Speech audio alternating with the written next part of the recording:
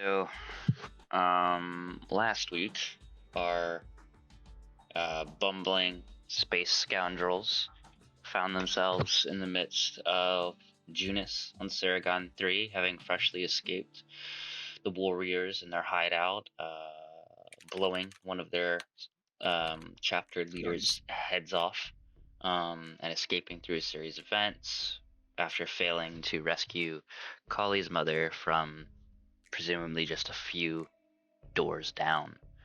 Reconvening out of the quarantine curfew zone and in a rundown Hotel 6, you all came up with a plan to starport watch and document all of the going ships from the starports of Junus and Polis to try and get at least some sort of breadcrumb trail, some sort of future evidence that you guys can look into at your leisure as to if plans had not changed and Collie's mother was set to depart from the cities, from the planet that morning, you would at least have some sort of information on whichever ship she was on. Out of like the roughly 10 ships you all documented, some seem more plausible than others, some seemed unlikely, but you got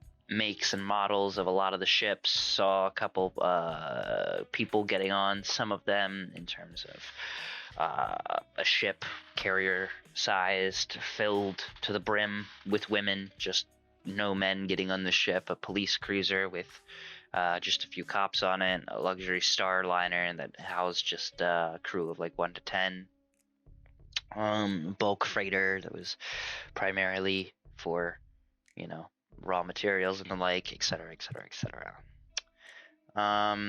After that, the groups reconvened, taking the bus back to Junus and sharing their notes.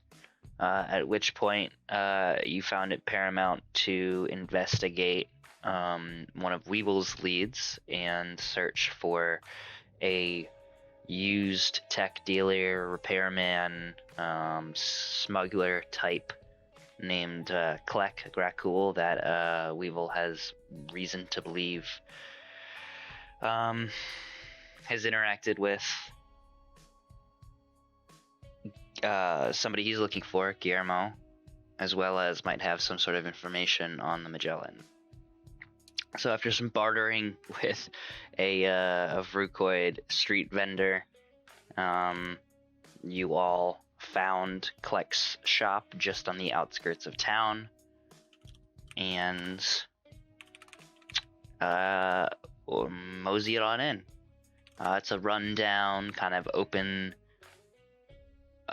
floor plan, open ceiling shop just outside the city walls, half buried in sand, scrap and junk everywhere. Reminds Weeble of Jeeves's place.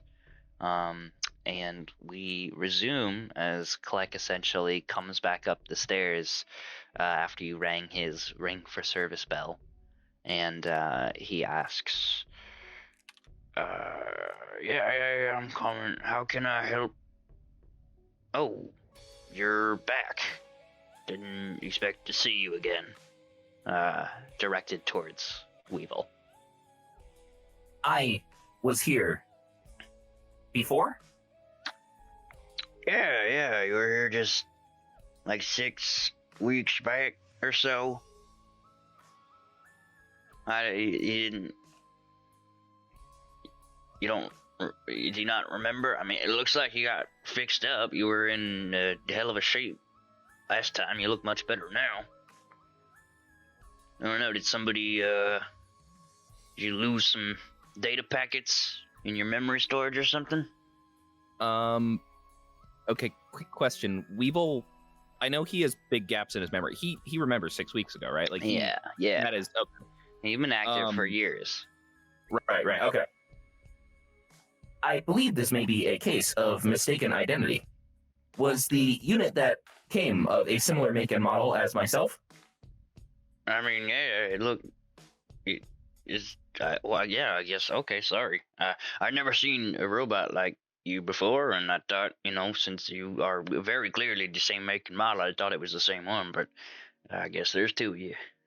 Yeah, no, he came in 6 feet back, same blue paint job, same designation on the chassis there, same stupid LED screen.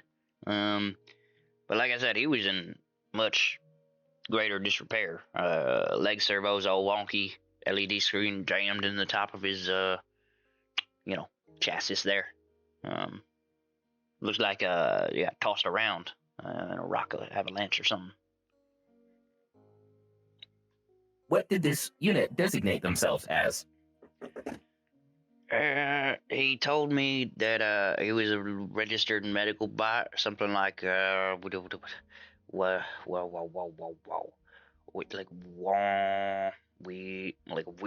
or something.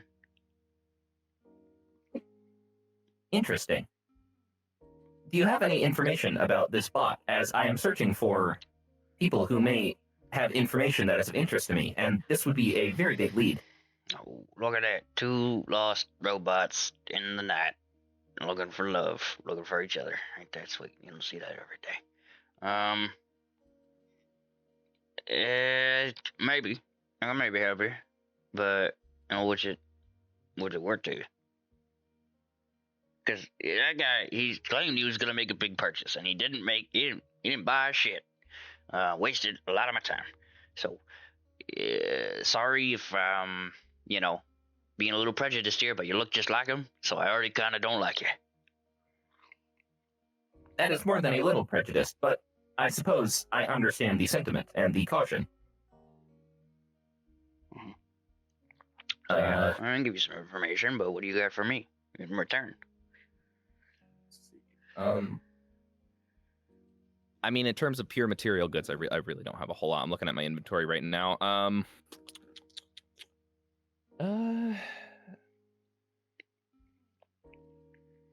Would it be possible for me to back up all the information? Well, I basically want to ask if I could take all the information from the Warriors hard drive and fucking back it up on my internal system. I think we talked about this before. Yeah, you can't do that on your compad. Yeah.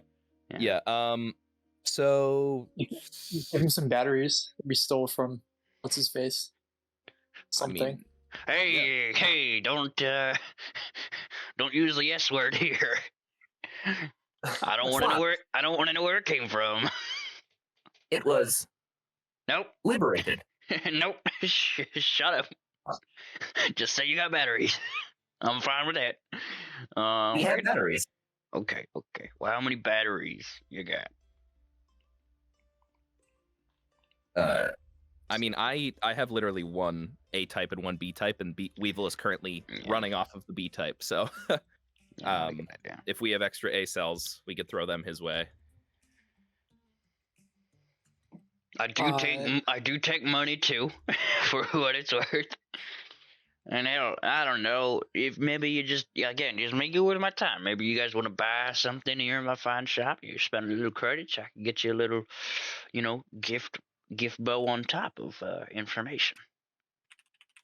And after all, though, you're asking me to violate, patient client confidentiality here.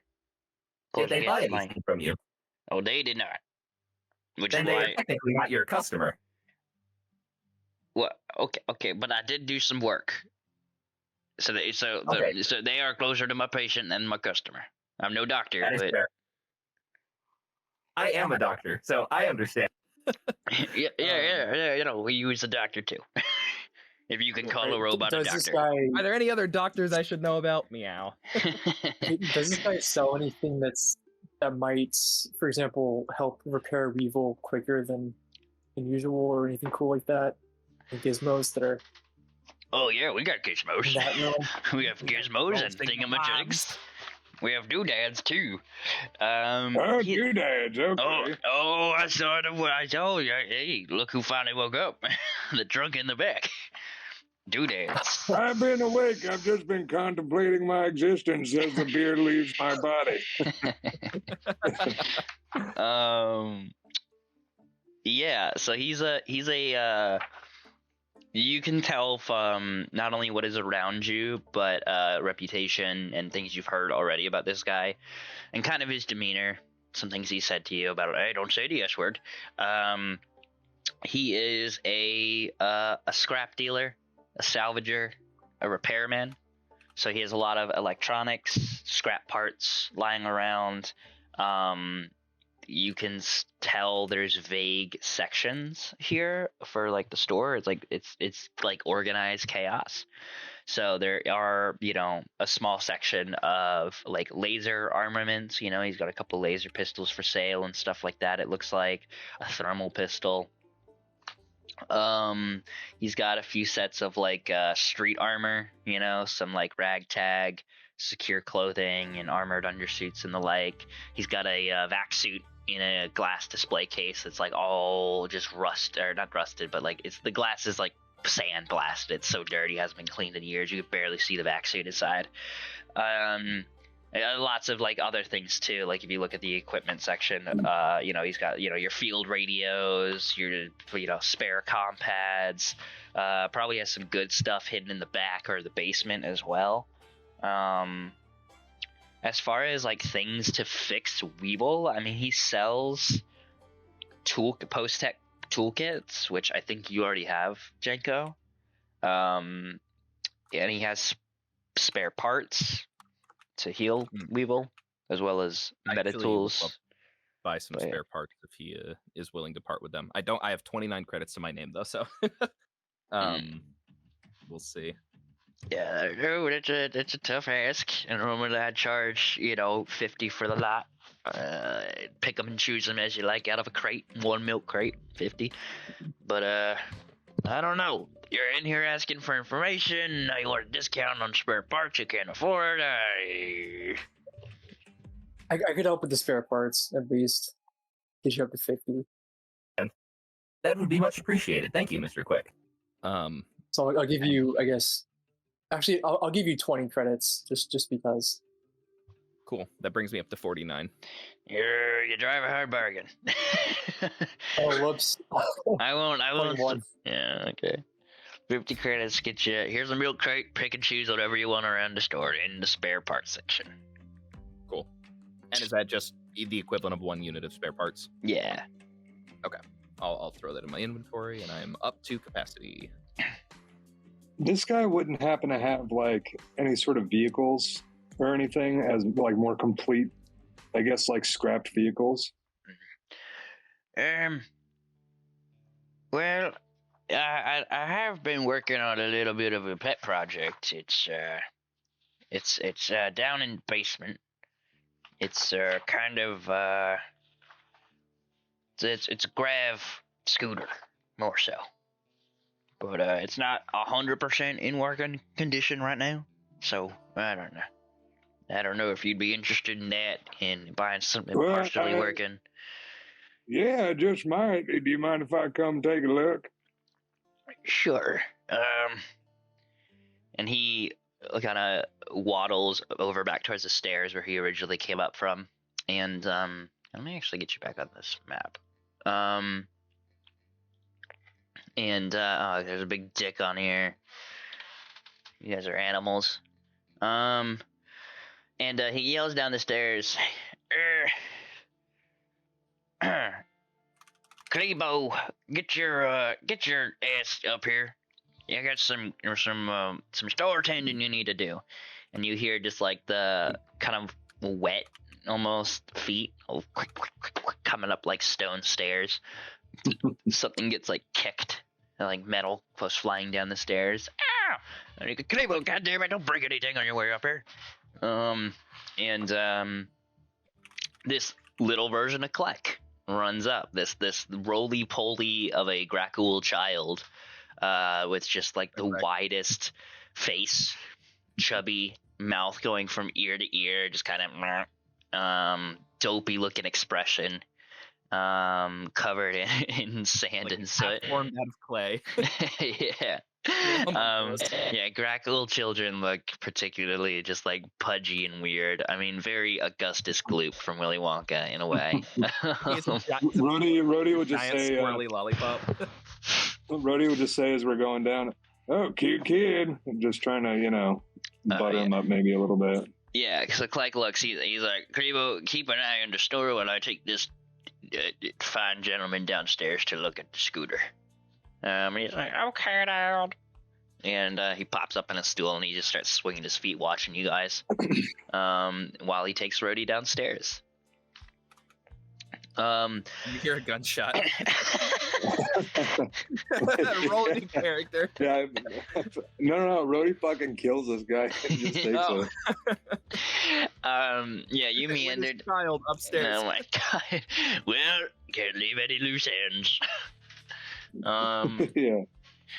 He takes you downstairs. It's a long, very narrow, like almost like New York basement style staircase where like the stairwell itself is very narrow. He barely fits through. It's very short. He has to duck. You have to duck, and like the steps are super steep. But he leads you down into like the basement unit. It's all concrete finished. Looks sturdier than the upside, the top side, and it's just filled to the brim with just junk, right? Even more disorganized than the upstairs, although it looks like he's got a lot of bigger pieces down here. You see, most notably, the scooter he was talking about.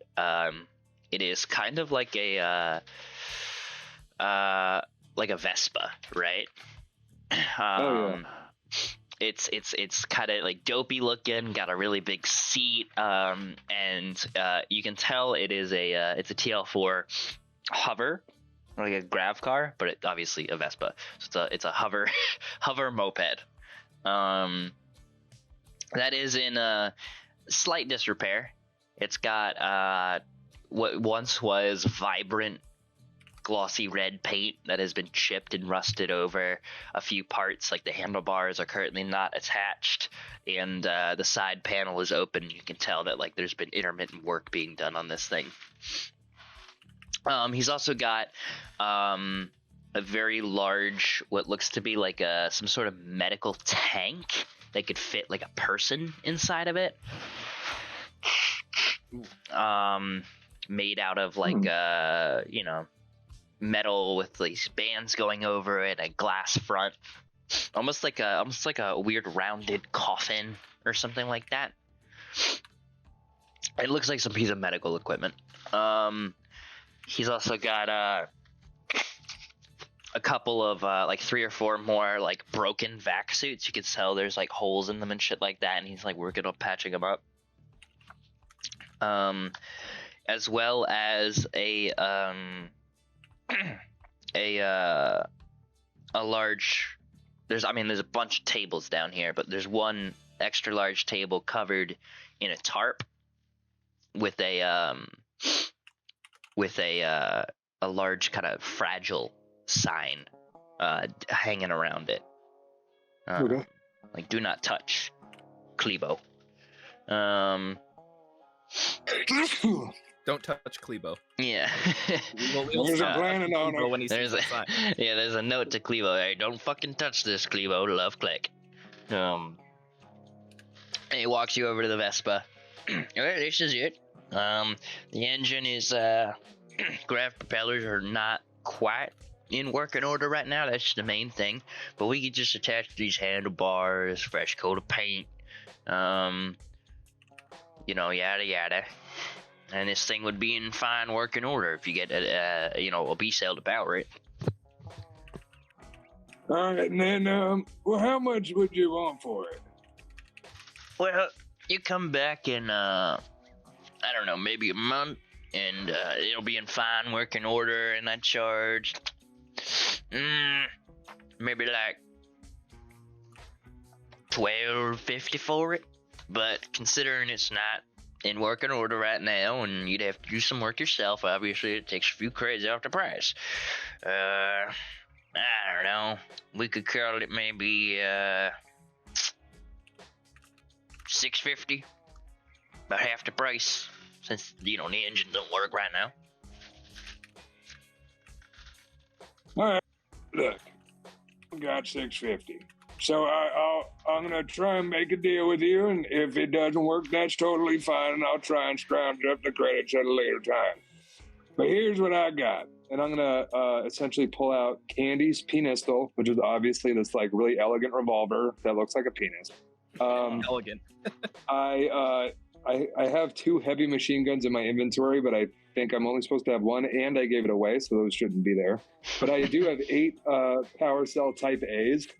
And 42 credits. And what I'll do is I'll put all this on the table, and I'll say, and I'll do whatever welding that you need. I happen to be very proficient at welding in particular, and I can do that for you, which is my thermokinesis ability. He looks over everything, and he's like looking at the revolver. What the fuck is this? You know, that is the sidearm of a former rock star who he was very famous. He was very famous. Oh, over here. What was whose was it? Was it? I'll let him take a guess. Was it famous jizz artist Sabak Odie? Jackson Cumlook. Yeah. Jackson Cumlook. Bob Dylan. No, it wasn't. Yeah, Bob Dylan. That's it. Wait, this is Bob Dylan's? No, I'm just kidding. His name is Candy Sweetstar. He was a real famous pop star. All the girlies loved him a whole lot. I never heard of him. He looks at the A cells as well. Yeah, these are all in working order. Seem full up. Yep. Okay. All right. So for all the A cells, there's a little piece of apparently Rockstar memorabilia. We'll call it 40 credits. And I don't know, maybe 2 days of your time helping me around the shop with some welding and some menial labor. I think we could call it a deal. Sounds good to me. And I'll hold my hand out and shake his hand. He just like envelops your hand with his giant meaty claw. His giant like fucking 4-fingered Grackhole hand just and he shakes on it and he scoops up all your shit. Oh yeah, okay, let me remove this from my inventory. Goodbye, penis. I used you once and not very well. Yeah, hell yeah. Let me just remove all this, and then I'm just going to put in my inventory that I have this graph cycle that I'm not going to equip it or anything, obviously, because how could I? But and I'll tell you what, you can work on this as you want, when you're not helping around the shop, but I have nothing for you. I'll hold on to this for you for a couple of days, and you can kind of, do some fine tuning and, see if you can get the engine working if you want.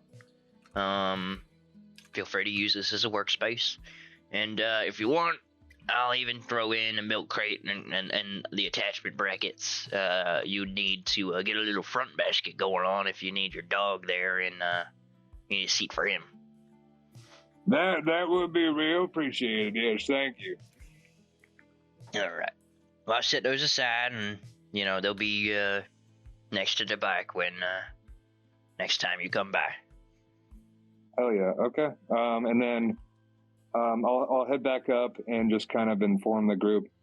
Hey, guys, I'm going to be working here the next couple of days, just doing some odd jobs and stuff. But, if you want to do something, and I'll whisper, Primes. After that, I wouldn't be opposed to making some money. You see Weevil's virtual eyebrows pop up, and he goes, Son of a bitch. I guess he got a job. and he you hear as Jenko gets 5 credits as the bet was lost. I'm just kidding, that doesn't happen. But No. Weevil is, he's like, oh, very, very good. Yeah. And Prior to this, actually, as you guys are waiting for Rhodey to come back up, Klebo is looking at you guys with the blankest of expression, just swinging his feet, and he just kind of calls out. He's like, "Are you guys Are you guys pirates? You guys space pirates? No, I have been in space, but I have not Well, pirated it. this is while you're downstairs, Rhodey. Sorry. Oh, okay. Yeah, this is while he's watching the rest of the group. Sorry, what was that, Okay, Weevil? okay. I have been in space, but I have not pirated anything. No, Unless you're an old ore miner. This little bitch. I was hoping you guys were space pirates. Dad never has anybody cool over. Just a bunch of lame-os. Hey, you! He looks over at Janko. He's like, can I pet your fur? No. Thanks. Oh, I'll please? step a little away from him. And this goes on for some time. He's just an annoying kid. As he does this, I actually want to ask. I'm gonna say like while his dad's downstairs, I guess, and he's unoccupied.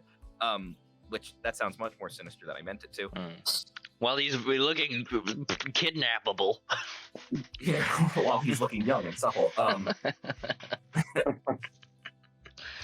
Young Klebo, did you mentioned that there has not been anyone interesting in the shop in recent years? Was there someone who looked like me within the last few weeks?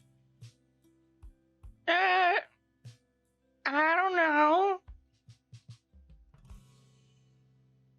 He looks down, like all bashfully, and he kicks his feet. He's definitely like hiding something. He's playing a game. Oh, I don't know. Weevil scans back through his memory banks, and he remembers a distant past from some of his old Earth archives, when there was this game that children would play on devices that were like the primitive ancestors of compads, called Subway Surfers.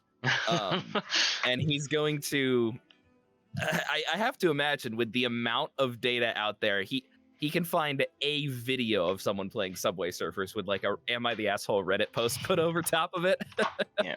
Well, this is worth noting, and I think I wanted to bring this up too in terms of how the internet works when you're in civilization.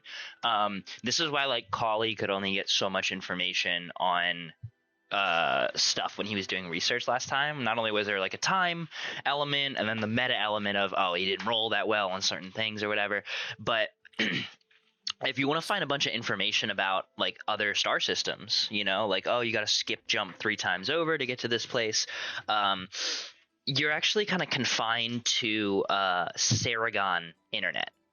You know, there's very few things in this world that are able to transmit signal wise from hundreds and billions and trillions of miles away, i.e. between star systems. So like right now you guys pretty much just have access to Saragon's internet. So Reddit, but only posts that people have made while on this planet. And granted, you have like archival access, right? So it's posts from potentially hundreds of years ago that people have made, you know, but only specific for this system. But yeah, you're not gonna get people from like let's say like Rayleigh, who's just like, I've been enjoying my vacation here on Rayleigh AMA. Like you're not gonna get that unless you go to Rayleigh. Right. Okay. But there will be things about like, you know, somebody's like, hey, has anybody ever been to Rayleigh? And one guy might be in like, yeah, you know, before I moved to here on Saragon, blah blah blah. And so you can get like obviously information through word of mouth, but like it's not. It's the system wide web, the SWW, not the sector wide web, also the SWW. So kind of like China and North Korea's individualized internet that doesn't extend outside the country. Yeah. So it's wide, it's interconnected, but it only stretches so far because like radio signals and satellites are not able to, they're able to get from planet to planet, but not from one star over the vast greater distance to another star. Gotcha. Okay, so anyway, in short, you can find video game footage. Okay, yeah. So maybe not Subway Surfer specifically, but I'm looking for something similar, mind-numbing and long. And Weevil stoops down, like the cool uncle that he is not, and like on one knee, and he goes, Does your dad let you watch video game Let's Plays? No, Do you want to watch video game Let's Plays? maybe. Check this out. and he pulls up the first result, which, if I could just spitball, is a Malcoon playing Minecraft 3200. It's like hyper realistic, and he's in a holodeck, and he's like, "Thank you, Big Bobby 423, for your donation of 65 credits." Yep. And then like Milkshakes by Kellis plays for 30 seconds. Yeah. Thanks for the glizzy. He's doing the NPC trend still. No, yeah, you get this Malcoon video up of some Malcoon teenager playing. And he's like, "Oh wow!" And his eyes just like swell up and get super wet as he's just like suddenly glued to your screen. Yeah, I'm holding the compat. I'll let him hold it as long as my hand, like he holds the sides. I have my big robot hand around the top and bottom, so I can yank it away when I want it back. Because I'm not prying it away from his Augustus Gloop hands if I can avoid it. Eat your combat. Yeah. But Weevil will say,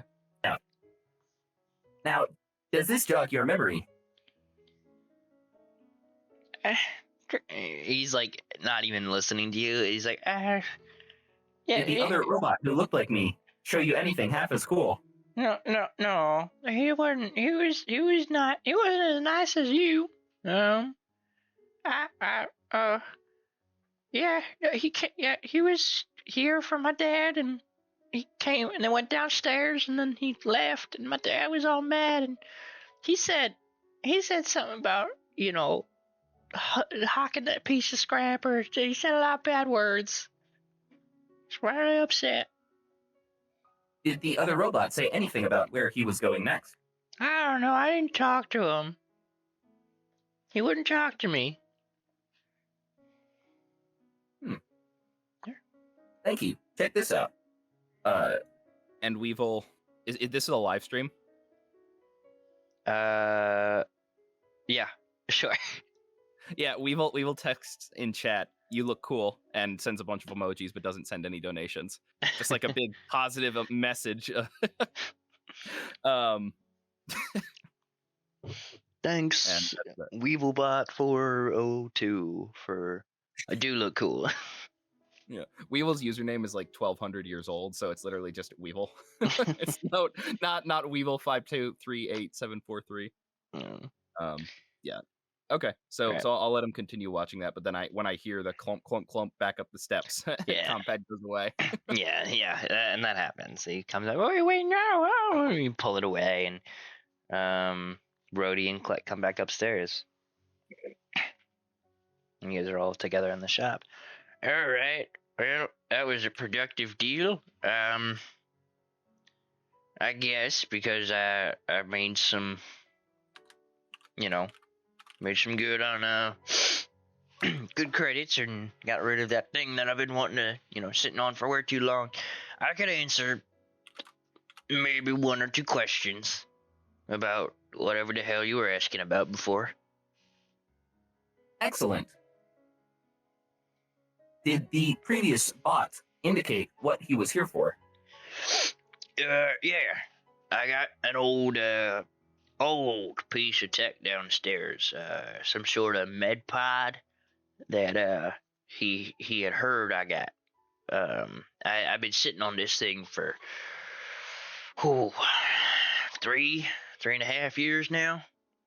Ain't nobody want it. Nobody could afford it. It's a fancy piece of old tech. But he came by looking for it. Showed it to him. Said he was interested in buying. Asked a lot of questions. He wanted to, make sure the software was still good on it or something. So he jacked into it and And like I said, I found it was in a terrible state of disrepair. So I patched him up just a little bit. Rewired some things. And then he got cold feet. He unjacked from the pod, and Said he doesn't know if that's for him or if he can afford it, and then he left in a tizzy. He just zoomed right on out of here. Did he say where he was headed? No, he did not. He was not the most chatty of robots. They often are not, but if anything, maybe he didn't have any personality modules installed like you seem to. But his protocol was cold and unfriendly, to say the least. And that's saying something considering he's a robot and all. But would you be interested in knowing where he was going? Because I may or may not have a way to help with that. I would be interested in talking about further negotiations if you can prove to me that you have a method of revealing that information. Okay. Well, What evidence would you have? let's just say, while he was jacked in and I was doing my repairs, I was up in his leg servos and the like, making sure that he wasn't going to topple over and break half the shit in my store. And maybe when the fellow wasn't looking or paying attention, too busy processing whatever data is going through the software code, I might have slipped a small tracking device right in his L4 unit where the leg joint meets the ball swivel. So then I may or may not have the tracker on me. That would be able to pick up the receiver that is presumably still in his leg. Before I make any deal, would I be able to jack into that pod and attempt to access the same data that he did? Yeah, Lord. All right, fine.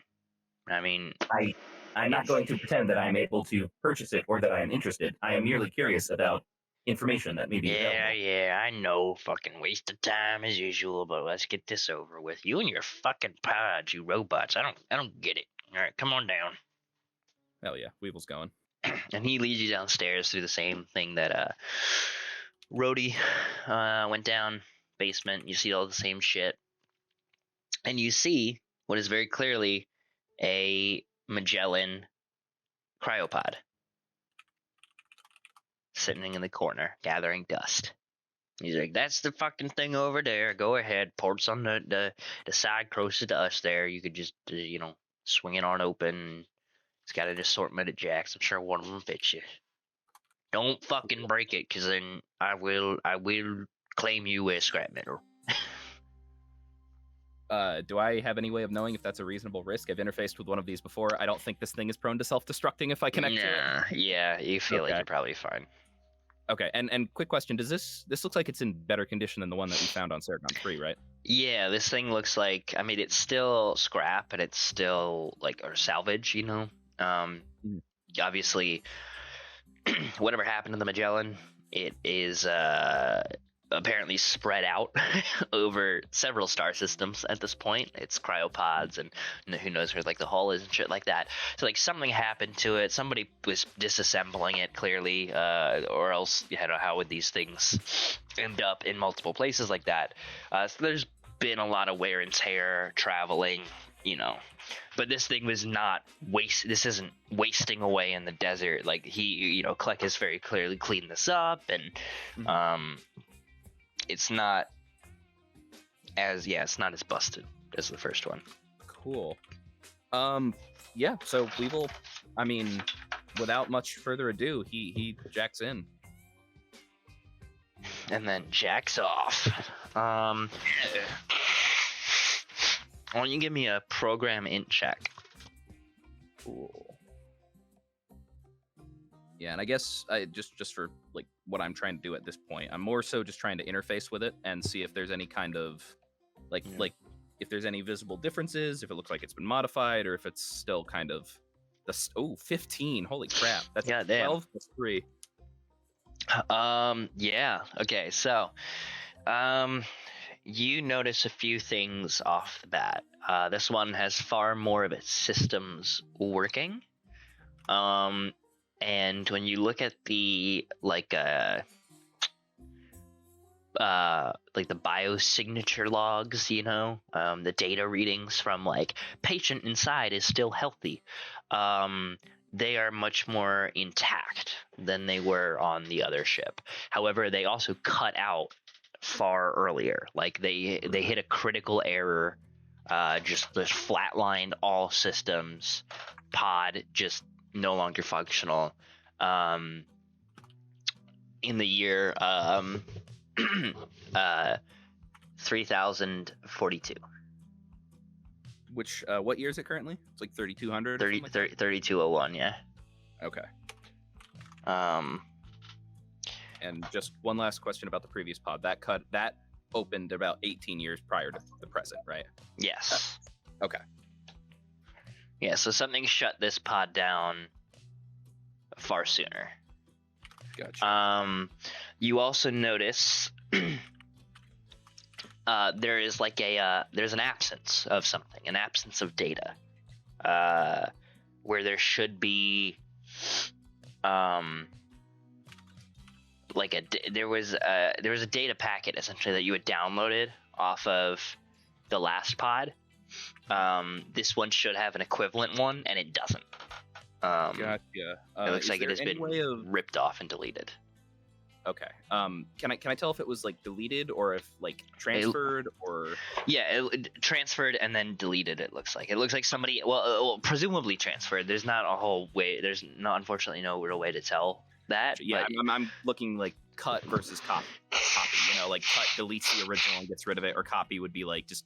Yeah, I don't think you can tell that per se, but basically what you have access to is, and you have a date on this too, and it happened about 6 weeks prior to today, where somebody accessed this file using administrator login credentials, and deleted it. They very well could have backed it up on their own system, or they could have just deleted it, but it's been deleted and it's unrecoverable. It looks like from your 15, very clean work, you can tell. Whoever did this thought to empty the recycling bin after they were done and then delete their search history. So they were technically savvy, whoever did this. Yeah, with that in mind, is there any way for me to see the login username? Like blank file edited by blank. Yeah, the administrative user. It looks like it's your username and it's your login credentials. It's another Weevil bot essentially. The serial ID number is not yours. It's just another bot on the ship. So instead of S100 1046, S100 10412 instead. Gotcha.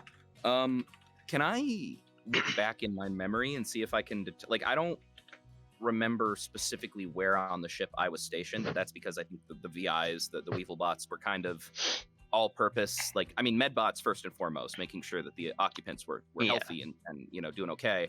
But I imagine on a ship as big as he was on, it's like, oh, you're Sector Z, this is Sector Y. Sure, I'm curious if I can try and match that up with, oh, maybe this is a bot that I've come in contact with in the past. Yeah, it looks like he was probably one wing removed from you. So not in your jurisdiction, but the one next to you, looking through patients. You're watching patients 100 through 200. He's watching patients 201 to 300 or whatever. Cool. And it's very possible you would have interacted with him in meandering about the ship and returning to your charging ports and the like.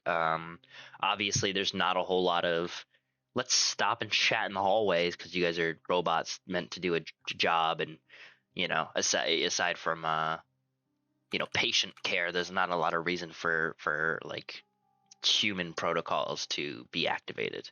And obviously, Weevil has been modified very much since then. Right. So okay, fascinating. And then the last bit of information, I think I guess just for the interest of confirming my own suspicions, I think I know which data packet specifically you're referring to. But it was the one that Weevil copied off the previous pod, which was the receptacle of the Magellan's sentience thing, Yeah. right? Like I don't. It was almost like almost like an input section where there's back doors in everything on the Right. ship, from the engine to the intercoms to the fucking toasters in the break room, that the Magellan AI could essentially inhabit and override and isolate in case of like a fire, or override in case it needed to do something with a piece of equipment. And that part is missing. The code that would allow the Magellan to inhabit this, essentially, to make executive commands without having to physically punch in with like you are doing right now. That's gone. Right. Okay. And then You last also question. find Yeah. Sorry. yeah, you can ask a question too, but you do find one more thing with a 15. There is a modified section under the vital like the DNA storage, like the backlog of like, this is how the patient's doing, and not currently, but this is how he was doing yesterday, this is how he's doing the day before. Right. Like the So archive. yeah, and there's a modified data packet in there that is choppily coded, not nearly as clean as the deletion process was, and the modified date was about 2 years ago. Okay. I have a feeling who may be responsible for that. Yeah. And with the 15, you're able to download that, and you see there's an audio file. Hell yes. And then the one other question I had was the specific name of the patient that seems to have expired inside this pod. Who was the original occupant? Yeah, so no body, obviously, but currently in there. But yeah, the pod was registered to one Eustace Williams. So he's an old oil tycoon that bought his way onto the Magellan to become a colonist amongst a failing Earth. And now, is there specific evidence saying patient's vitals ceased on this date? Like, no, it's not like his heart stopped. It's just everything shut off via the pod. Like pod critical failure. All the sensors stopped working. The vital signs read as a result. Like his heart immediately stopped working, his blood just stopped flowing, his brain just shut down in an instant, which is like, it could be a lot of things, you know what I mean? Maybe the Magellan crashed into something and it shut the pod down, and everything stopped tracking. Maybe it was hit with a fucking EMP. Maybe somebody just unplugged the goddamn unplugging the pod wouldn't do it because there's reserve batteries and shutdown processes and emergency, but like, something critical failure kind of deal. So it's not really like, oh yeah, he died. I mean, he definitely is dead, but yeah. Cool. All right, so another name to add to the roster of former patients, and yeah, I'm curious to listen to that audio file at the best possible opportunity here. So if Weevil is able to, he'll like play it internally and listen to it, because he can kind of like, shut off his external speakers and just play an audio file the same way you would like listen through headphones. Sure. Yeah, while you're coming through the data and finishing it up, you download that. It finishes. You start playing it while you come through the rest of the data. It is from a voice you recognize, and sounds a little like, "Hey there. Leaving this message for anyone who, I don't rightly know why I'm leaving this. I doubt anyone's been looking into this colony shit the same way I've been, but I don't know. I can't shake the feeling like I'm being followed. Anyway, according to this, while the Rakul is distracted, and sneak it onto the RNA storage section of the pod's internal systems for any inquisitive souls that might stumble upon it. Pod here isn't the smoking gun I'd hoped for, but it's a step in the right direction, it looks like. The cool says he got this piece of scrap from a freelance salvager who just hit up the sanatorium out Yuan way. Apparently had a load of med tech and scrap stock he got from questionable sources, and while the sanatorium didn't want the pod, the scrapper told they were cool that they did buy a bunch of other stuff off him. Maybe something else from the ship. So, I'm heading out that way to see if they happen to procure any age-old colonist relics.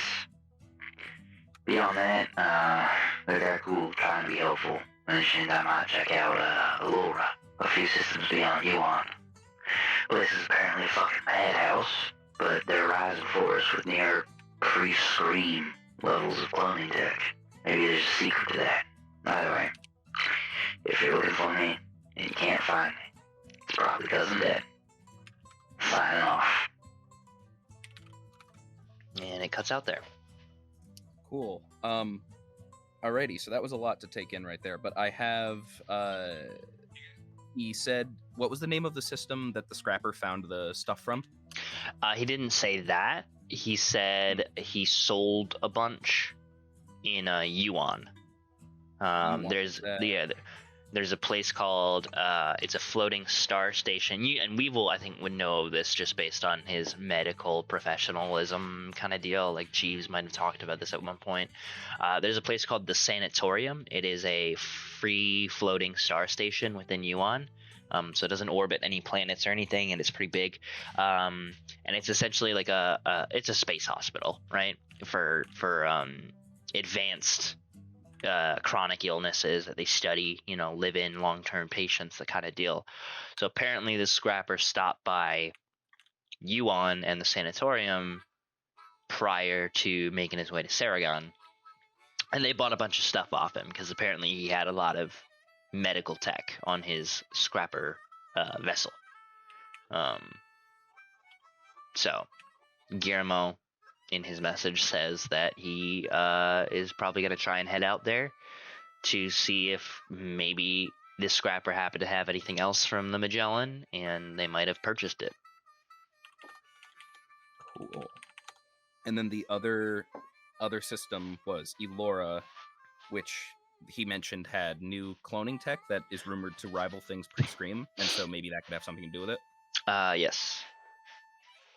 Cool.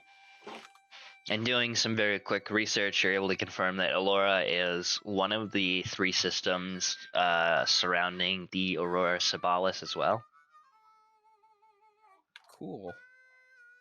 Which I guess, just for the sake of reiterating, is the same system, is the same stellar phenomenon that we were expecting Kali's mom to head towards. Yes. So, cool. That's a potential lead pushing us in the same direction. Granted, no way of confirming if that's actually where she was headed, but it's a start. Cool. So Weevil jacks out and maybe breathes the minor sigh of relief that he didn't find everything he was looking for, because he's still kind of troubled by what happened with the last pod. And as he furls his wrist cord back into place, it's like, I don't know if you guys have ever seen those vacuums where you like pull out on it and it like locks into place, then you pull out on it again and it spools back in. Like with the cord, I'm imagining that's exactly how this thing works. So dog it spools leash back into place. Yeah, exactly. That's a very good comparison. So he spools back in his electrical dog leash and turns to Kleck and says, Thank you. This was very insightful. and kind of taps the pod in the same way a car salesman might. You could fit so many datas in here. Yeah.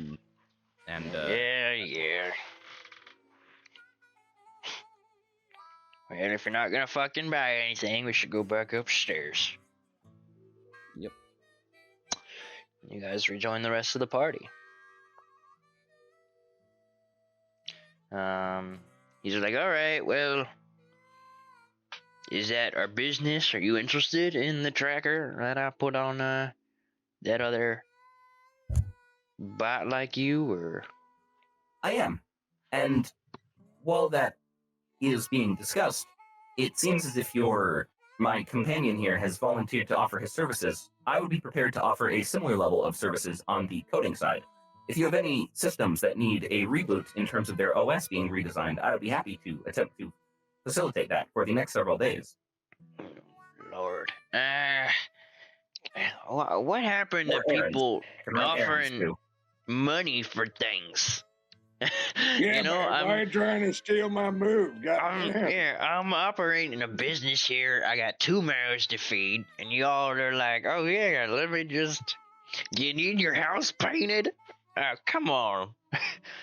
I don't know. You need your fences right, Walt? Yeah, he thinks about it. Why don't you give me a persuasion check, like a talk charisma? I think would be the. And also take trade, maybe. I think I might actually be slightly better. Yeah, I'm slightly better at trade, so I'll go ahead and do a trade charisma. And Weevil is, leaning on his knowledge of living with Jeeves and kind of existing in that barter-based economy of like, oh, I'll do a little thing for you, you do a little thing for me. He thinks about it and he goes, all right, here's your deal. I got I got a old computer rig down there that I haven't been able to get working. So maybe if you can fish around in there, clean up, whatever data bits are on there, and really just in general get the thing working again. Then I can maybe trade you the responder, the transponder for the tracker. Hell yeah. Absolutely, I'll do that. And in the interest of killing 2 birds with 1 stone, would this computer offer enough capacity if I got it working to decrypt the data packet that had all that money that Piggly had hid in it? Fucking maybe. You'd have to get in there and check it out, because he is describing this thing as old, like antique. Yep, that's fair. Okay, cool. Well, antique could mean very advanced pre-scream technology, so who knows? Yeah, fair enough. Cool. So yeah, deal struck. I will start on that as soon as I'm able. I don't know if anyone else had anything they wanted to do. Yeah, I mean, we're in a weird position right now where time is not of the essence. You guys are not under a ticking time clock, and Rhodey has just offered to be a laborer for 2 days, so he's kind of got a time commitment. Begs the question, what are you guys doing for those 2 days? And, Kali, Janko, do you guys have plans? Do you guys want to do things? There's like other things to look into that you could do outside of your workday, after, Rhodey punches out at 5, you guys could go do some crime. I love crime. But yeah, it's up to you guys. This is where the sandbox comes in. You guys kind of have to make a decision rather than having me make one for you. Oh yeah, someone's aiming a gun at you, better do something about it. Now you guys are free to kind of do whatever you want. So the sandbox nature of Stars Without Number. Yeah, Nick, Michael, what are you guys doing? Just gonna sit in the hotel and get your toesies done? We're gonna give each other toes. Yeah. Yeah. Jenko's got like one of those big like towels wrapped around his head, like he just got a perm, and he's like, "Oh yeah." Anyway, this has been a crazy adventure, right, Kali? They're gonna sit in the hotel room and practice kissing on each other. Well, it's gonna be Anyway, that's how I do it. in the hotel room with some lo-fi music playing, some Palgan porn, toenails, Giant sandwiches. Yeah. Does Janko just like mellow out to porn? Is that like I fall asleep to the opposite, he falls asleep to graphic Palgan porn? Okay, but seriously, I think while we're close to more or less a crime-afflicted city, it might be worth looking into some less than legal means for transportation. Maybe we could find something valuable among criminals that don't want us dead. Like, I feel like we're so broke, what could we lose besides our lives? Well, it's a big one. Speak for yourself, boss. What are you gonna do? Kill me? I don't know, fucking maybe. Oh shit. Okay. Well, what does that look like, Jenko? Okay, is the person that Weevil's tracking? I highly doubt he was using like conventional travel means. I feel like he might have been hiding from someone or just kind of existing in a sort of a paranoid state. Do you think anybody or any resources here would be better to help us find him than just jumping on a space bus and taking a direction? Because Are you talking about the human or the robot? The one that apparently used the pod 2 years ago, or the robot that used it 6 weeks ago? the robot. I don't know. You rack your brain a little bit, and while Weevil is not the most conventional bot you've ever seen, a lot of that is due to his personality. He seems like a really advanced. And this one apparently was a lot more cold and callous, according to Clegg. So you're not sure if it would have stood out to too many people, especially like passersby. You'd have to find, if you want more people who had like anything to say about it, you'd probably have to find people who had interactions with it. And unfortunately, I don't think there's a lead I can give you. Like, there's one that I'm like, oh, it occurs to you that this, unless you can come up with something particularly clever. You know that this bot was here to look at something, and if we will share this information, download a data packet off this thing, and then potentially like do whatever else it was going to do. Its motives are questionable, so you don't know where else it would have gone. Right, and I feel like the only person that would be able to tell us anything about it is somebody that had seen it, and the odds of us bumping into somebody else. That's what like, I mean. Well, you look like so and so. Yeah, okay. You'd have to find, if you knew, I guess, what else it might have done on Saragon 3 or what else in Junus, and you could go talk to somebody who it talked to, you'd have a good shot of maybe getting some more information.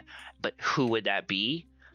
I don't think. Right. Okay. There's nothing nothing I can give you for that right now, unless you want to take a shot in the dark or try something. But I don't have that answer. Okay, the human. It was a human, right? In the other recording, or was it a different race? Yeah, it was a human. It was just audio, right? No visual. Yeah. And that one was years ago. Okay. I don't know. I feel like we don't have that much to go off as far as like getting our feet wet and like any useful. Yeah, I don't know. I mean, there is. Again, not to handhold too much or point you in the right direction, because this is supposed to be where you guys lead the game, but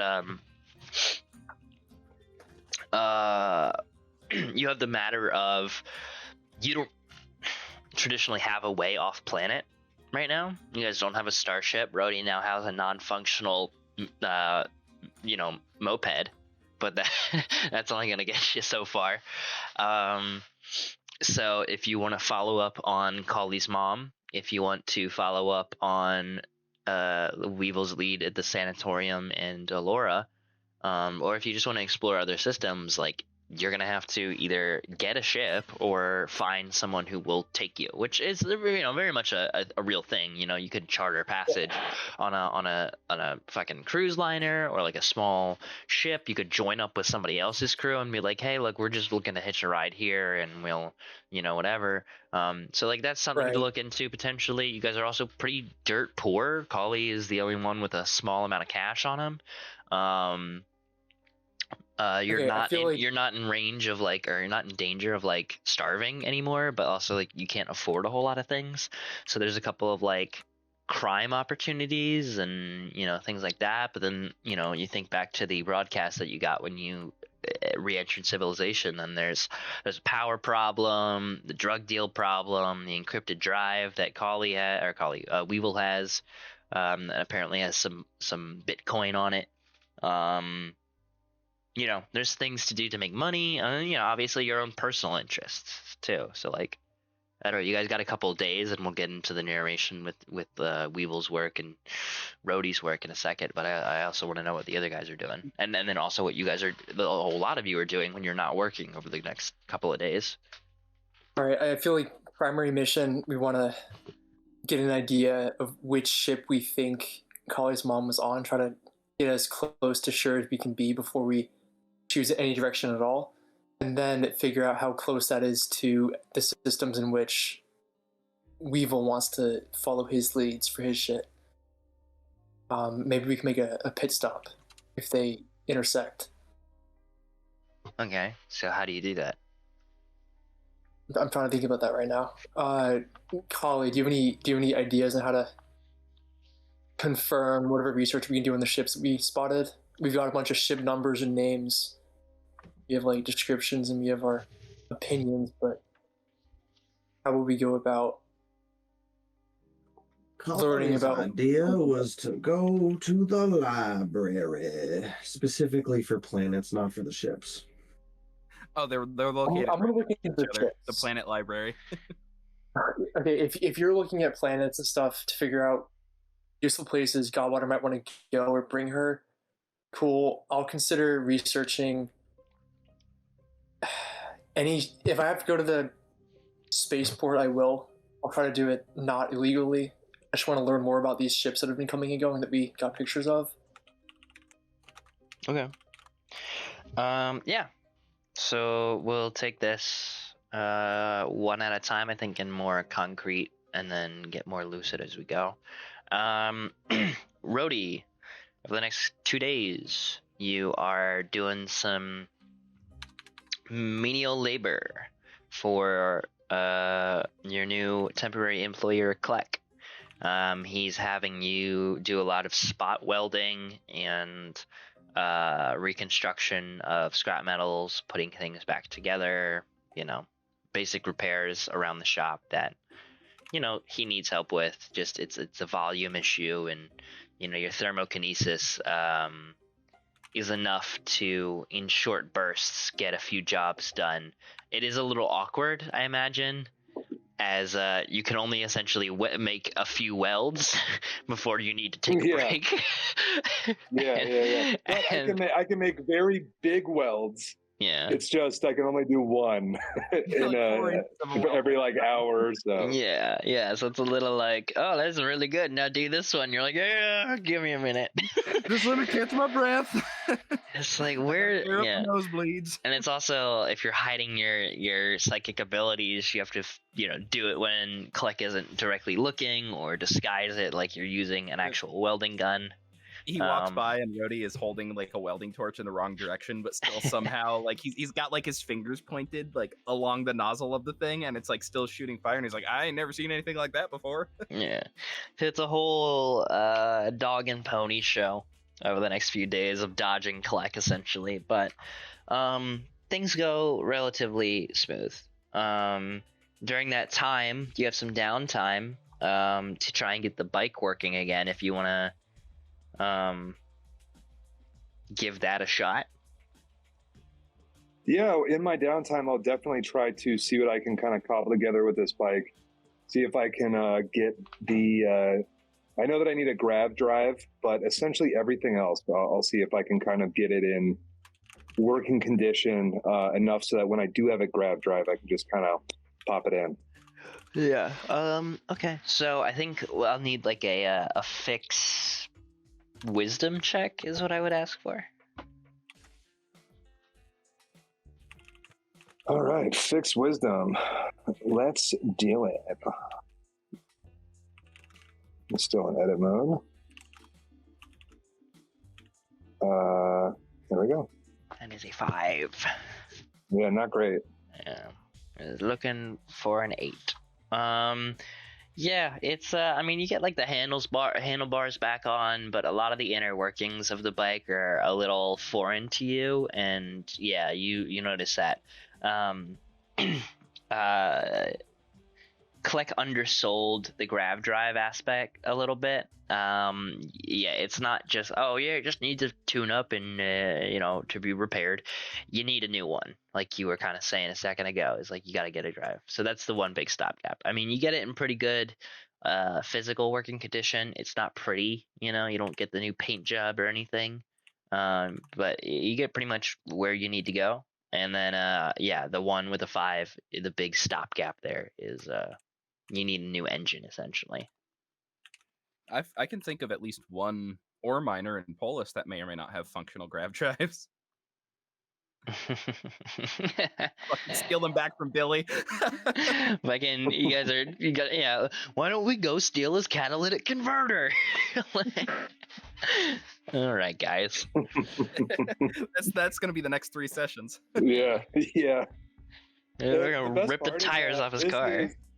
This is for roadie, and maybe I can like have somebody on the back, but it's like, this is for me. It's like it's not gonna fit everybody. Save your mom or steal a spark. Yeah, you know what, Collie, you can sit in the actually Janko, you can sit in a little basket. He's gonna block your view though. Well, I gotta get this back so I can take Collie's mom on some nice dates when I find her. Come on, Heidi, hop on back. We're going to the Olive Garden. Yeah. You want to get out of Whoa, here? the Olive Garden. Pasta pass. All we can do there is get the breadsticks because they're unlimited. Unless you're paying, Heidi. Roddy absolutely would go to an Olive Garden and only Yeah. I love that.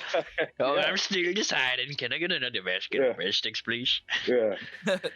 30 minutes in. I'm pretty full. Yeah, You want to get out of here? Yeah. He spends 2 hours there and like leaves with like 10 breadsticks in his pockets.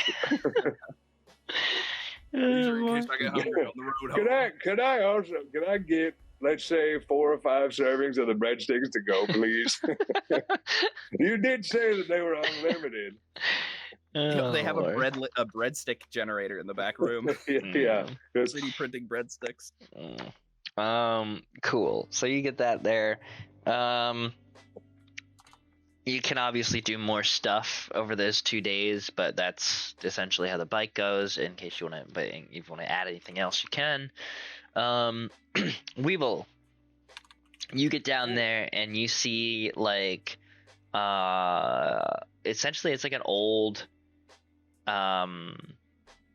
it's not actually like a 1990s Macintosh computer, but it's like the post-tech equivalent, And like instead of a sleek laptop or like a thin LED monitor, you basically have this big chunky monitor system with like the almost like clear coated colored plastic backing.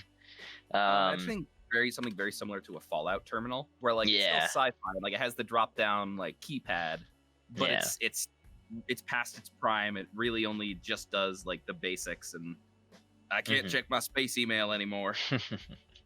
Yeah, and this thing is it's dusty. There's a crack in the screen. When you get around to the side of it and open it up, a small sand spider comes skittering out of it. It without mercy. Yeah, I crush its head like a grape. Yeah. I crush its head like a grape. Yeah, you got your work cut out for you on this thing, but I think I'd ask for a fixed wisdom check as well initially. Fixed wisdom specifically? Yeah. All right, I'll take it. I'd take intelligence too if you want. I do want, because I have a bonus. I have a bonus to both. I'll do wisdom just for the hell of it. 12. Nice. I have not rolled below a 9 tonight. Yeah. Yeah. It's tough work. You're in there for a while. You're having to blow a lot of the circuit boards, the pins. Rhodey just hears like Careless Whisper playing for like 30 seconds, and then he pokes his head around, and Weevil just is like, computer off, like, what are you looking at? Like, at me like that for? Yeah. But yeah, it's a lot of like cleaning, and then once you get everything cleaned, a couple of solders and repairs, and you finally get it booted up, but then it's a long process of essentially getting this thing factory reset and in a working condition. And it takes you, honestly, the better part of those 2 days during like the daytime working hours, like your 9 to 5 shift. It's a lot of sitting there very meticulously cleaning very tiny components. So that takes a while, but halfway through the second day, you pretty much you get it working, and you now have this old computer. You figure it probably dates to about 2800s, 2840 maybe ish, give or take a decade. It is an old computer that would probably be like worth a decent chunk of change to a collector, somebody who is in like old tech, as a collector piece, not like a they made them better back then, but okay. All right, so with that in mind, I'm going to sit on the issue of the Bitcoin, because this does not seem like fit for Bitcoin mining. But what I am curious about is, because I don't have a whole lot extra to do, I'm ready to pass it off to the next person, but I did have a question of whether or not I heard back from the Ava manufacturers yet. Did you send that out, right? Okay. Yeah, that was probably, by the time this happens, about 4 days ago in game. Yeah. It's probably going to take a little bit longer. It takes about 3 days to get the message there, and if they're going to respond, it would take about 3 days to get the message back. Gotcha. And that's if they respond immediately. So. Right. Is there any way of like seeing message received, or purely once I get it, and once you get it, you get it. Out of the system, so it's not like instant messaging like it would be if I was messaging. Yeah, they have to use psychics to push messages across. So cool. All right. And then in my spare time, just for flavor's sake, I'm. You could go back to the. I guess you can go back to the NDHC and be like, "Hey, did my message arrive?" There's no automated. I'm not gonna do that though. You know what? Actually, no. That doesn't make any sense. They would just send you an email. You get an email. Your message has arrived at its destination. Okay. Cool. You got that yesterday. Perfect. So yeah, the only other thing is Weevil is, just for his own peace of mind, organizing all the leads and the information on the Warriors drug trade theft. Excuse me, into a very easily digestible spreadsheet, because he still wants to, like, he just wants to bring that to Polis official. Yeah, literally, and it's like it'll like you press the forward key and it'll do a very nice star wipe over to they kidnapped this professor and made him do drugs, but now he's cool with it. Yeah. A history of violence and murder. Spin transition. In 215 BC. Yeah, so that's all he's doing. I don't have anything else pressing that I want to attend to. Cool. Collie, you head to Junus's public library in the B district and are able to buckle in at a public computer. And I guess do some research on some planets. I'm assuming you're looking into more information regarding the planets surrounding the systems surrounding the Aurora effect that was hinted at, that your mother might be around, essentially.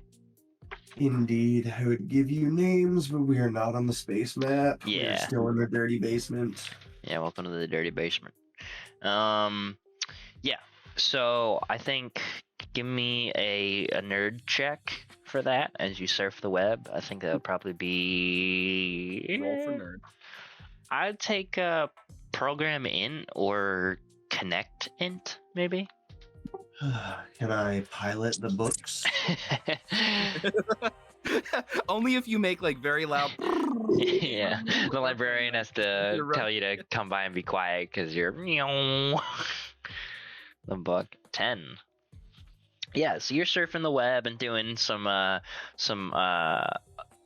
manual research, some paperback research as well on just like the settled systems and the stuff like that. With a 10, I know you were most interested in Dana, just because it sounds like a pretty lady's name. So you get a little bit more information on that one first. Dana is a hottie with a body. A hottie with a body. You got it. I think I can just give you. Yeah, I'll give you the handout for this one. A 10 is high enough to get the handout. Dana is a system with got 4 planets in it.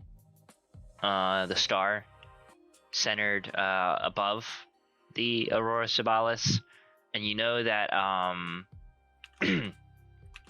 the system is not super dense. They don't have a lot of like city planets or anything like that.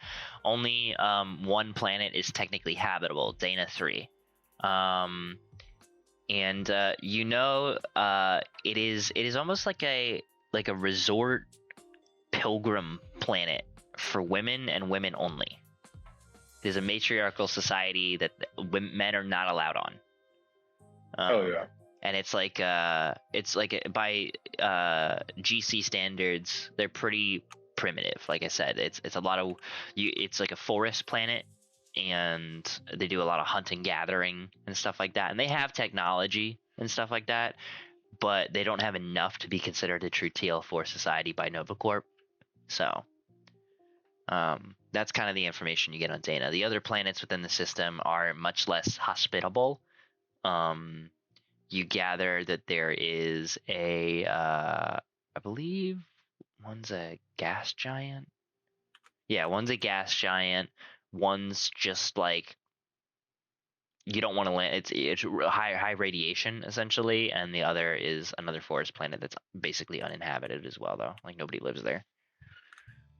That's some of the information you get on Dana. And with a 10, you also get some information on Elora. I'll give you the handout for this one too. It is a single planet system, and it is dying.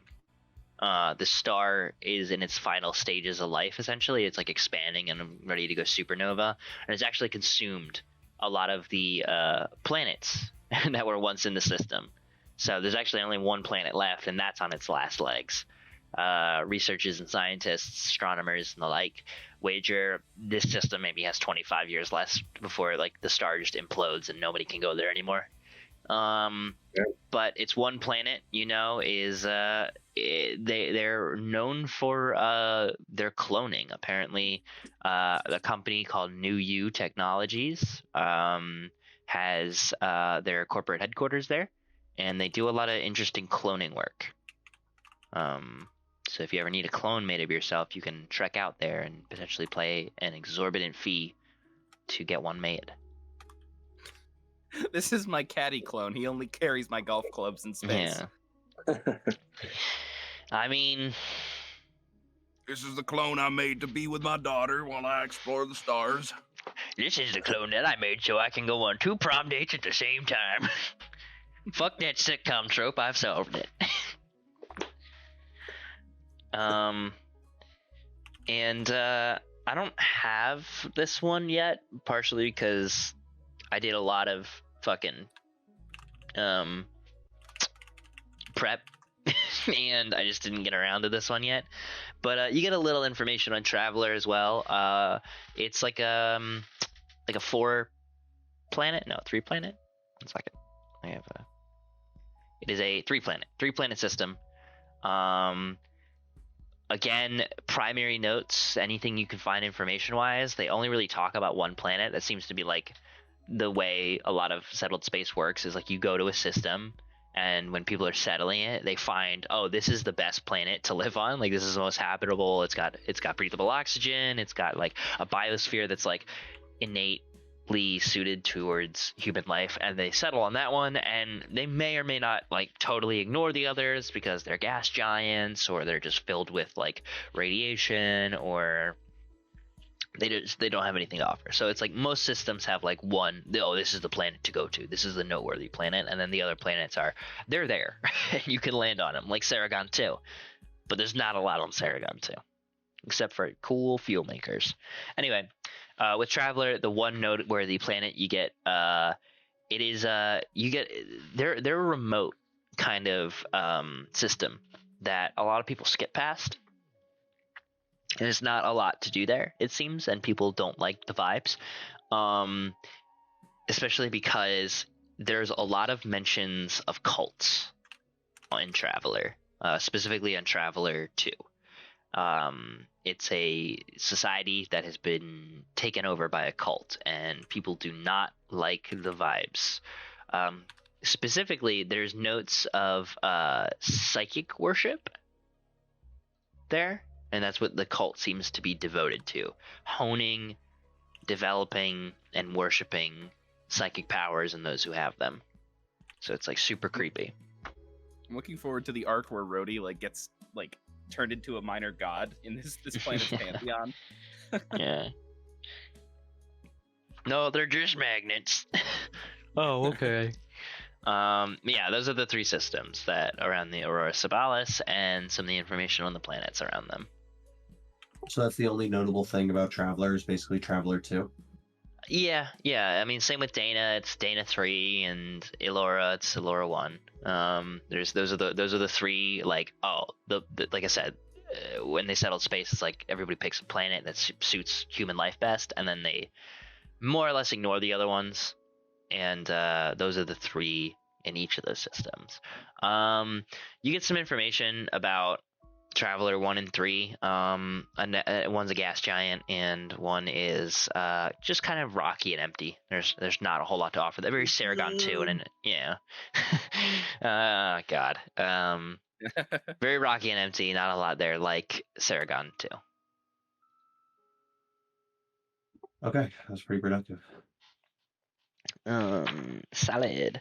That takes a better part of a day to just really comb through some old books and go through a lot of Reddit posts about just the comments about people talking about these planets, hunting for whatever information you can. But you get Tabloid there. articles say I went to Dana 2 and all I got was this: I got married to a sea bear. Yeah. Hey, Space Reddit, what's the weirdest planet you've ever been to? And there's like a lot of comments and like weird stories, and you get to one, and he's like, I went to Traveler 2 one time, and blah blah blah, and you're like, oh, here's a little information nugget about Traveler 2. And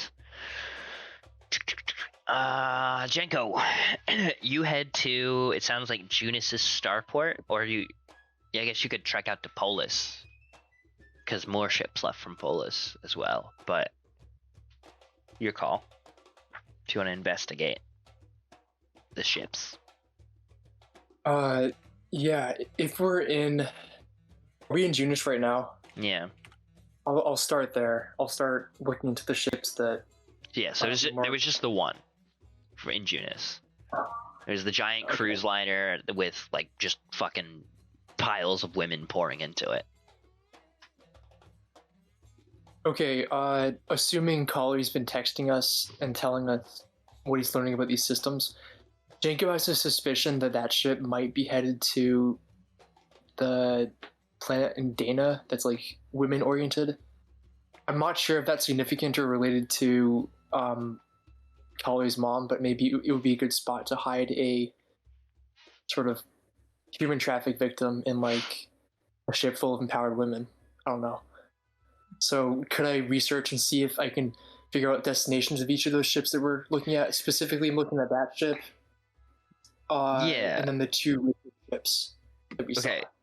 So, like I said, the one that left from Junis was just the cruise liner filled with women. The others left from Polis.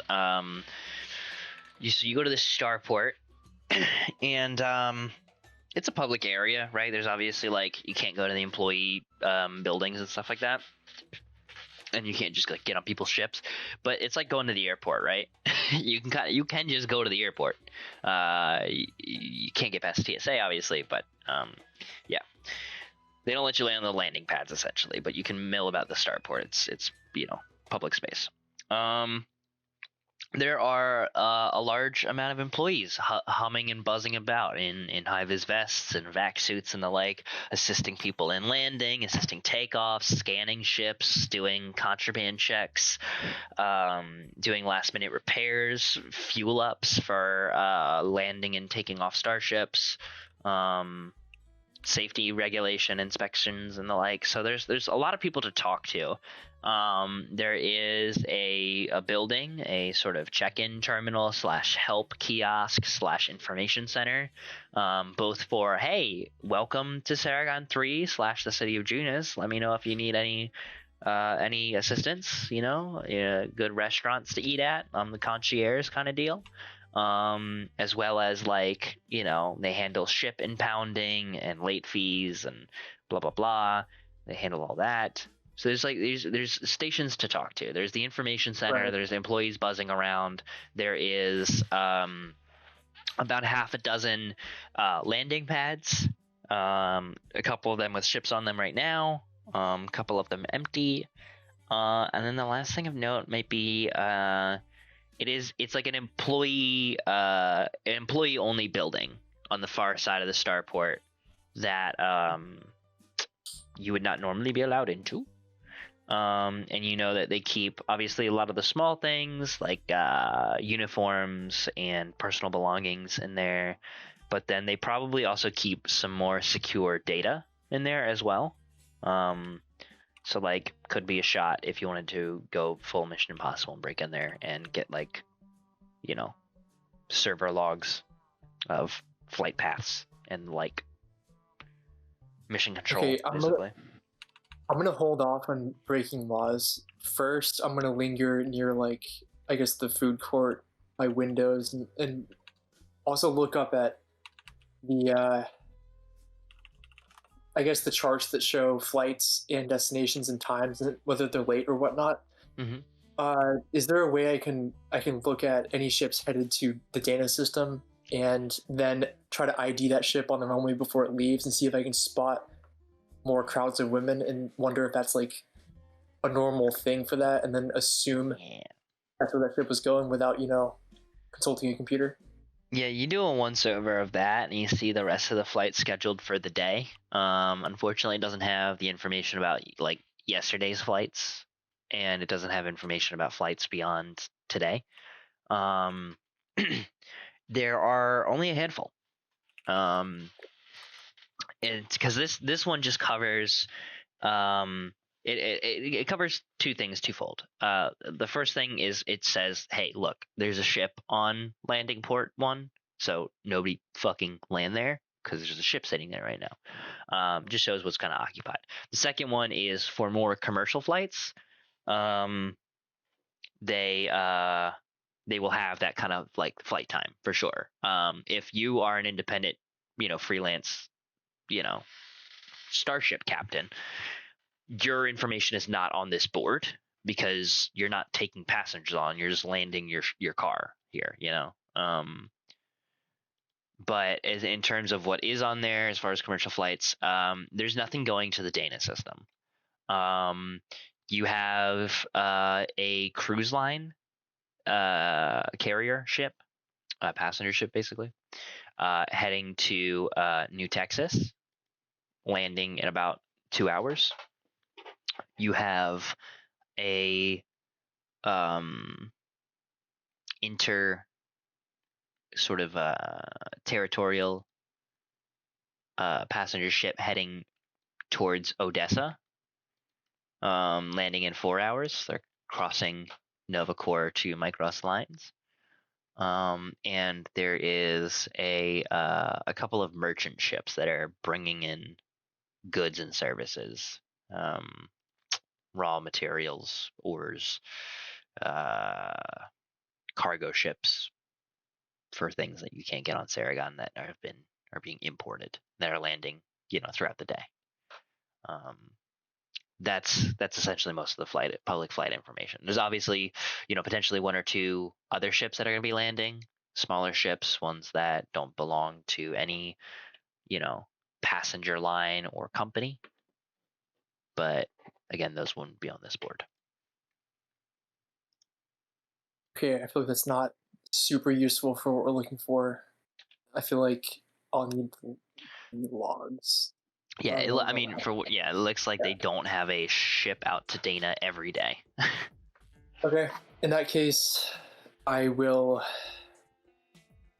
I'm gonna put on that little neon vest that I bought with Collie, or Collie bought for me rather, and just kind of watch where these employees go, like watch what doors they go through, see which ones require, key cards, etc. See which ones might be a little more lax, and try to get near that area.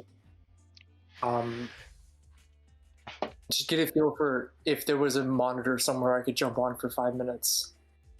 Yeah, I mean, there is the information center, which is public, and it has employees you could talk to about, flight information, things to do in Junis. It has your shipment impounded, yada yada. They also have information kiosks there, so you can potentially root around, and those are again public waiting areas as well. And then there is a lot of like warehouse buildings for like ship parts and stuff like that. But then there's like the offices on the far side of the starport that you do see employees coming in and out of. They have to scan a key card, kind of tap to get in, and not only is their personal belongings in there and stuff like that, the changing stations and the like, but they also probably keep a lot of like server data in there, flight path information. That's probably where the comms station is, where like the air traffic controller kind of sits and stuff like that. More serious shit that like the public shouldn't have access to, and doesn't. Okay, let's start with the publicly available stuff. I'm gonna go to one of the info kiosks and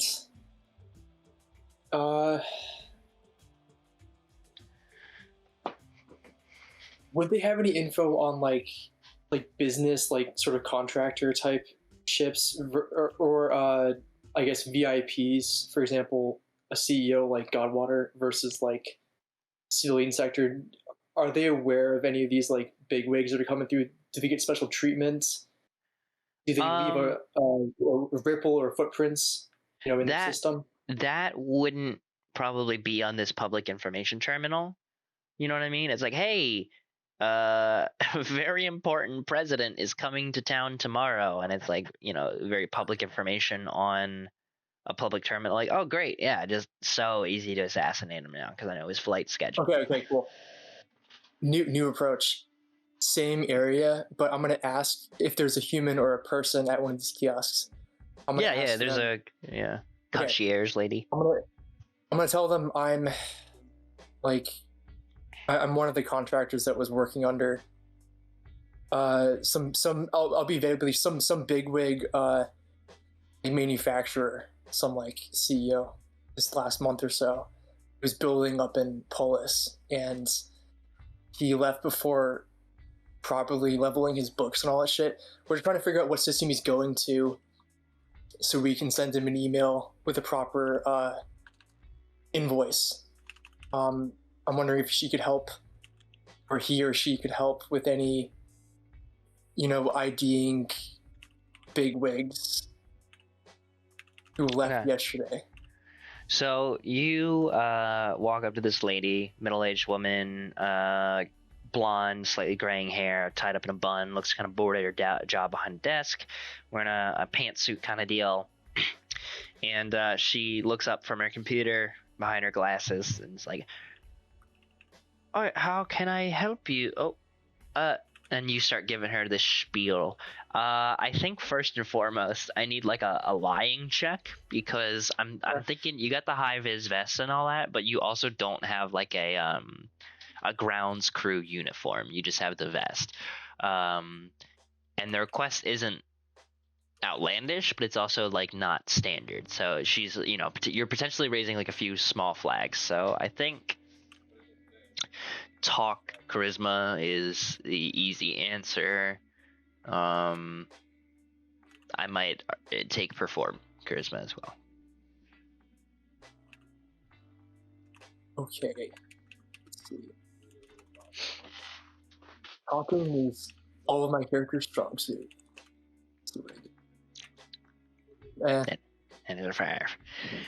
She looks really confused at you as you give her, and she's like, and she starts punching information in on her computer, and she's like, "Sorry, I'm not familiar with anyone at our starport who has outstanding balances fitting that description. I'm sorry, this has been you're one of the grounds crew. What's your name and employee number, so I can look up what department you might be dealing with?" get a better answer about who you're looking for? I'm gonna have to give a fake name at this point just for safety. I'm gonna say Jurgle again. It's I his swear, false I identity. give like a perfect. I'm gonna say Jurgle, and then can I guess I'll just say employee number is 096. Yeah, you're like there's 1,000 differences, 7. so. And then you look at her and she's like expecting more numbers 2. I'll 40. say 096. Jurgle. 096. And then if I can name drop the company that Godwater was using or contracting, that might make it seem a little more legit. Yeah, but I don't think you know that. I probably don't. But You're like, if I could, do, I don't think you have that. Okay. I mean, I think it's information you don't have, so you can't recall it from your memory. I mean, you know that Godwater owns Godwater Labs, so maybe it was a Godwater Labs chip. Maybe it was Lab subsidiary of Godwater Conglomerates LLC. Yeah. But as far as like if he was using one of his own ships, or if it was an external thing, or maybe it was like a car service like he hired earlier to drive him around Saragon, you don't know. You don't have that answer. So unfortunately, with the perfect roll, it's just it's just information Janko doesn't have.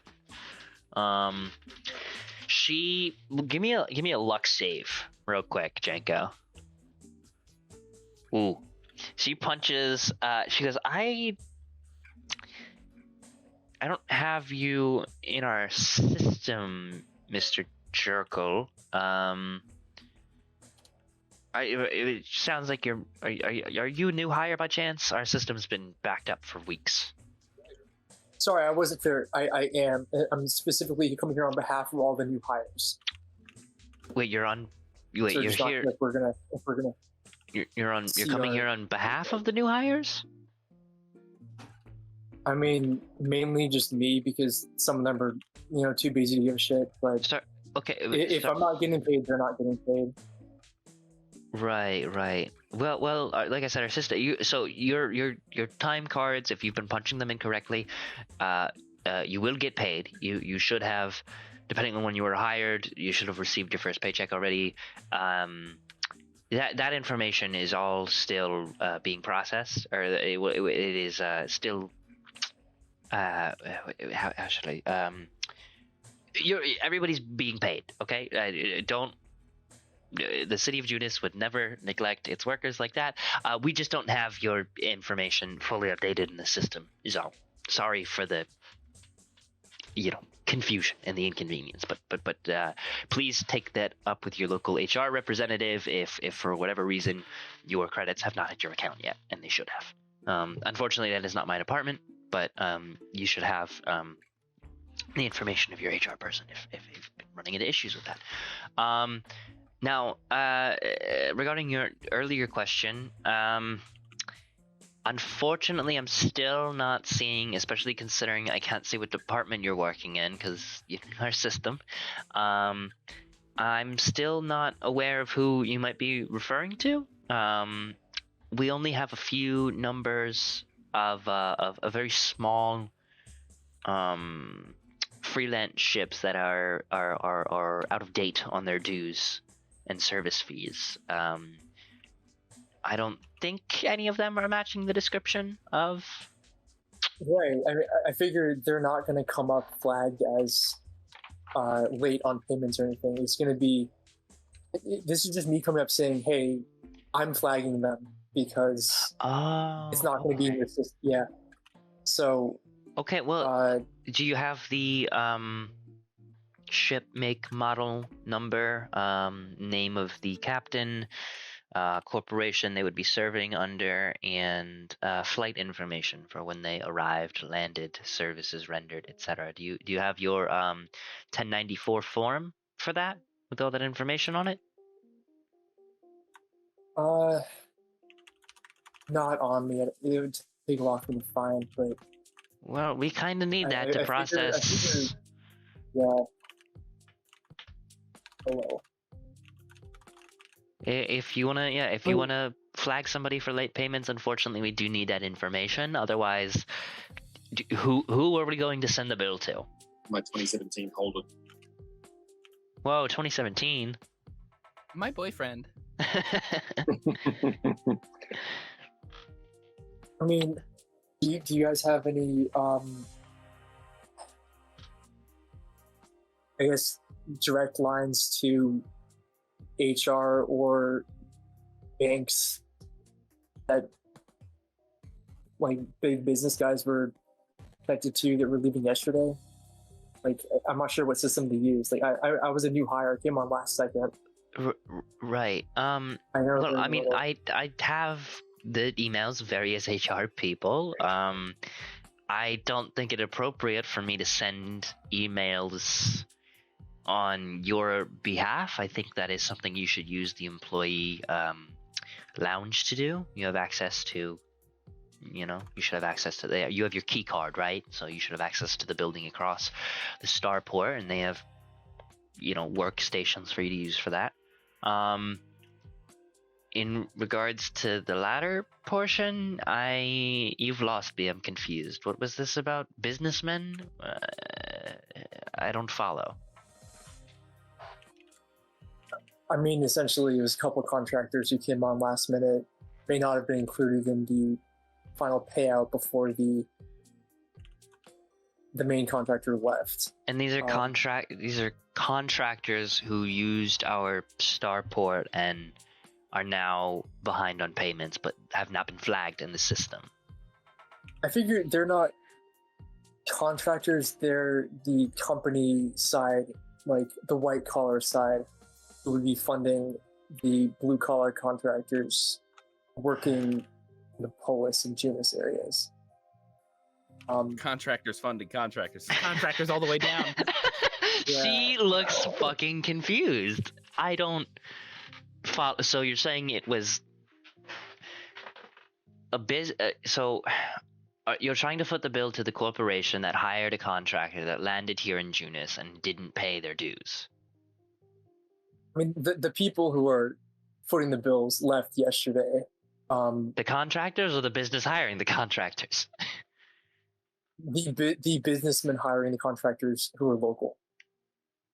The contractor, okay, yeah. So the contractors, it's not their ship. They were doing groundwork, and the business is default on their payments. Am I following correctly? Yes. Okay. And it was payments for I'll describe Godwater's project.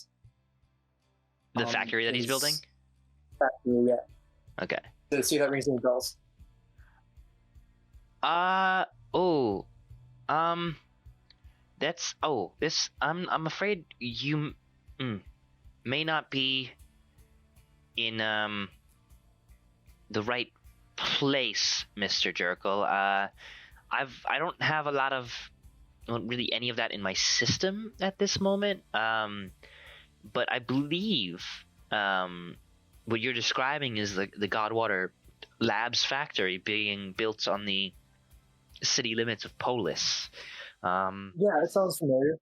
I'm unfortunately not seeing a lot of information regarding ships with manifests and bearing the Godwater Labs company name landed in our starport over the past 6 months or so since the construction on the factory began. There is I'm an idiot. one or two that landed a few months ago, but that looks like overflow parking from the more busy Polis starport. I believe you'd want to reach out to the Polis, the city mandate of Polis, to get information on that.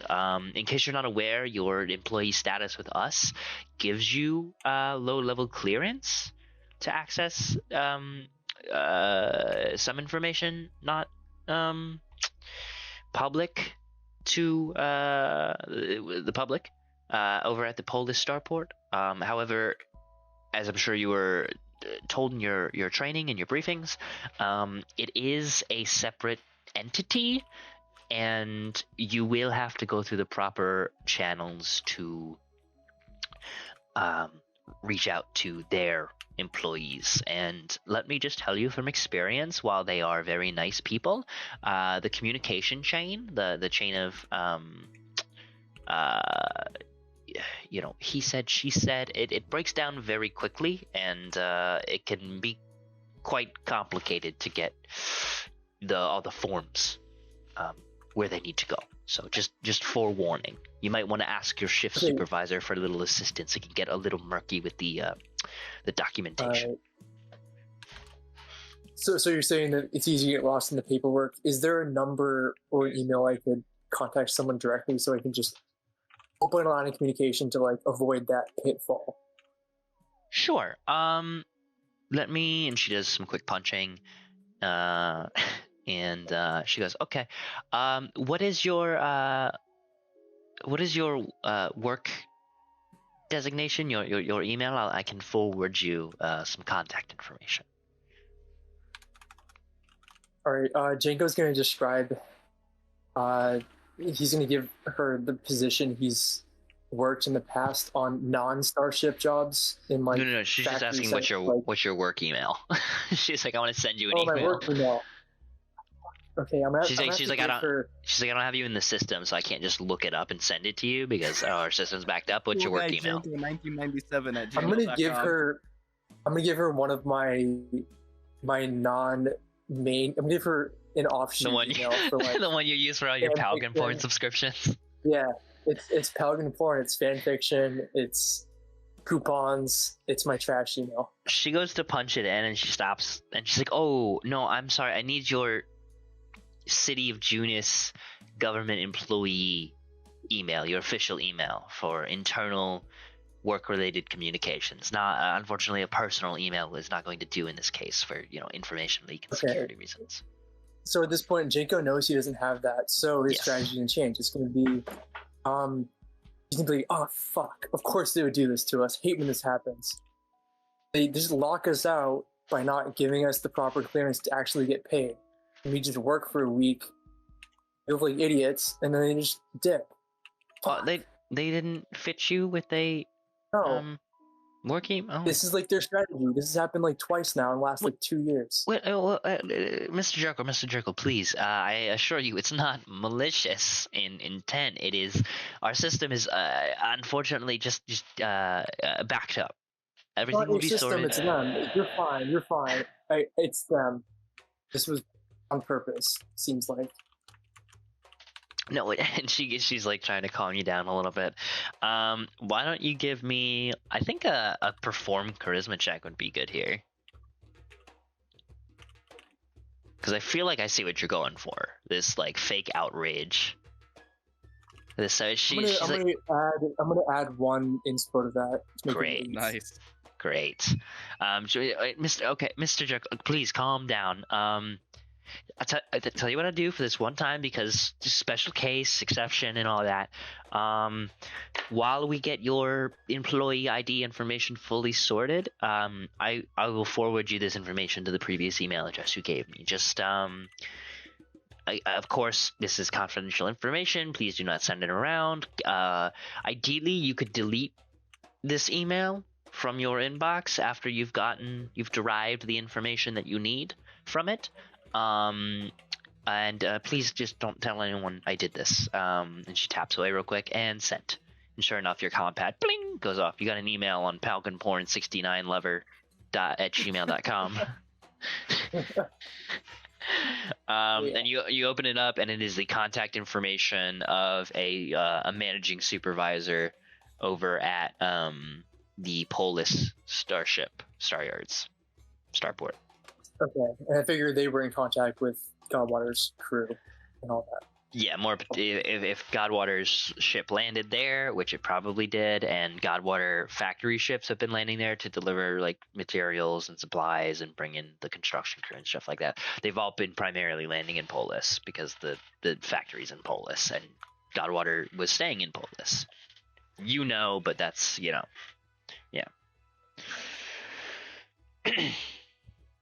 Perfect. I feel like that's the closest I'll get to what I need from here. I really appreciate your help. I'll give you a call if I can't get through to them on the Polis side. Yeah, very good. Okay. Best of luck to you, and hopefully this all gets resolved sooner rather than later. I really appreciate it. Sorry for the bad vibes. I'm just having a week. But thanks. Mm-hmm. All right, I'm eventually gonna shove off and consider that a win, and tell the party the info can be learned from this link. And I'm not going to dive into that yet. I'll let somebody else have their... Yeah. I think you guys essentially reconvene at this point. Rhodey having done his bike work and worked off his debt. Weevil fixing the computer and earning his little stint of information. Kali getting his planet information research done, and Janko obtaining an email address. I have to say though, I really enjoyed Jenko's like he's becoming a regular Karen here person. He's a regular Joe. Yeah. He's going into businesses and pitching a fit about the fucking capitalistic structure of things. It's actually, honestly, that's a really good angle to appeal to in this setting, because I'm sure there's a lot of sympathetic ears. I couldn't think of anything better. I don't want to break a law. I want to imply that the law was broken already. Yeah. Solid. Cool. But yeah, you guys are able to reconvene at the hotel you guys have been staying at, and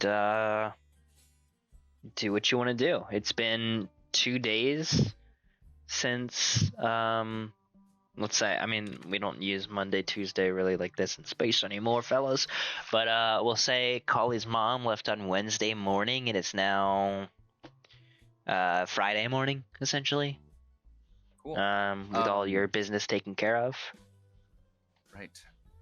Well, okay, so just to very quick recap, we have the contact information for the shipping coordinator in Polis, who most likely is the best person to get in touch with as someone who would have had regular contact with the Godwater factory people.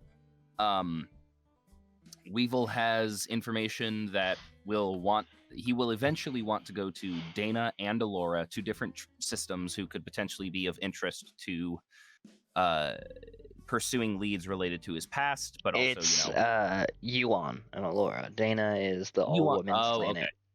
Gotcha. Okay, Yuan and Alora, but still, that's one of them.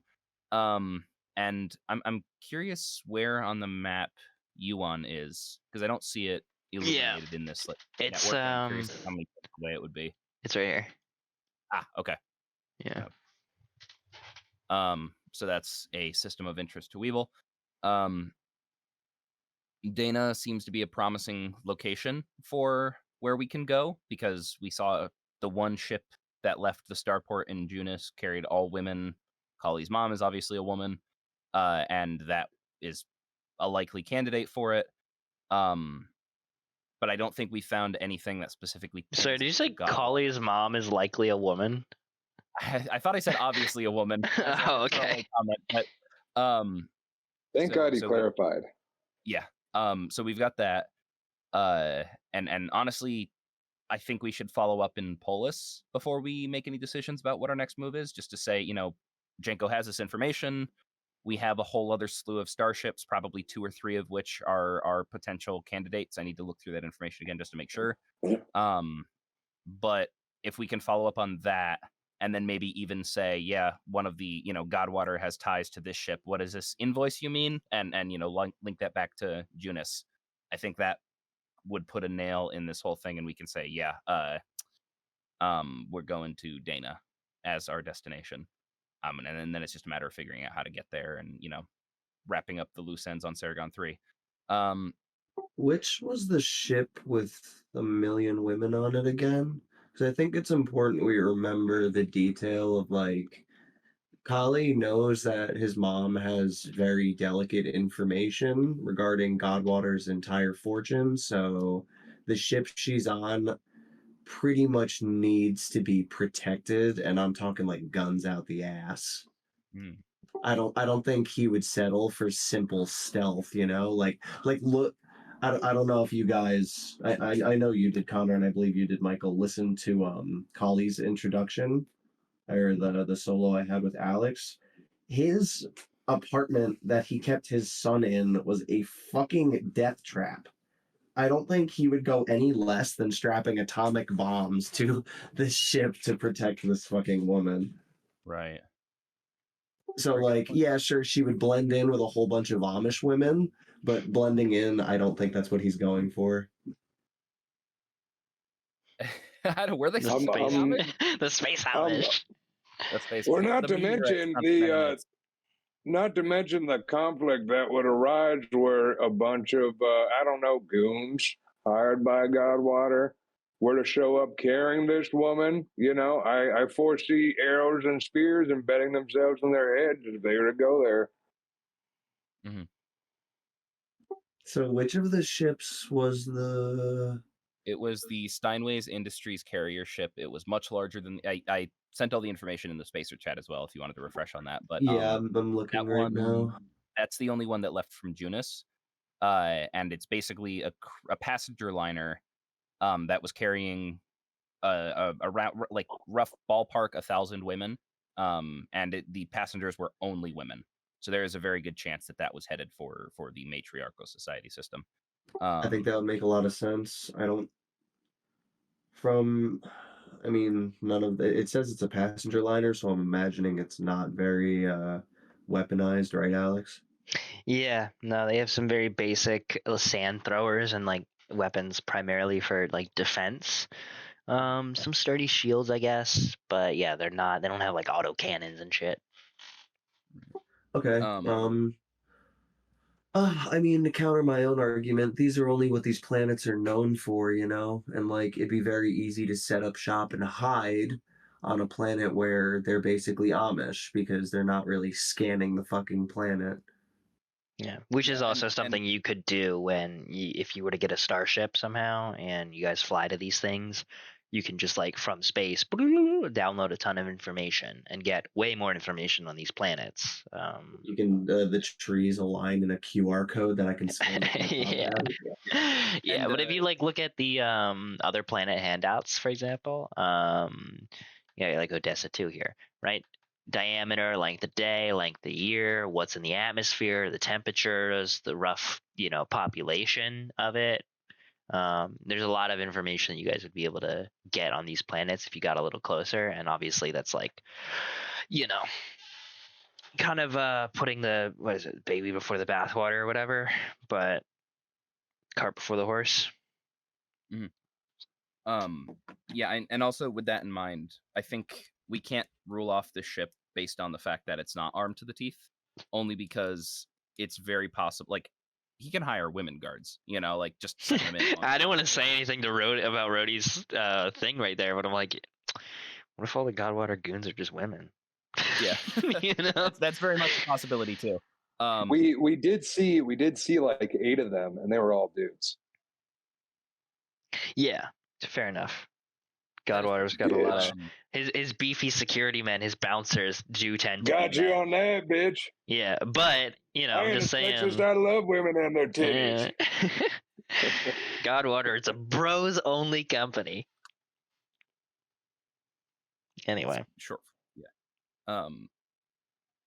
So cool.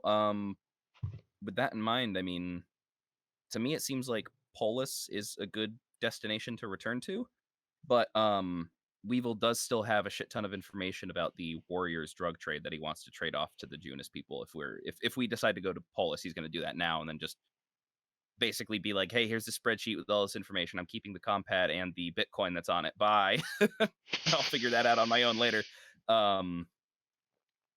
So yeah, I don't know if we have any strong feelings about, hey, we got to get out of Junus and go back to Polis, but Rhodey also has a motorbike that's not technically working. Yeah. You got a car with an engine.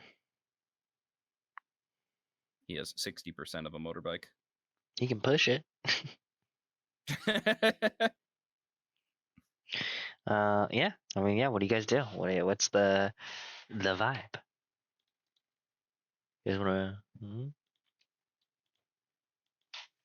I mean, I think Polis is a good destination, so that's my vote. Is we trade off the information with the Juna City officials and we head that way. But you know, I'm obviously just 25% of the party, so.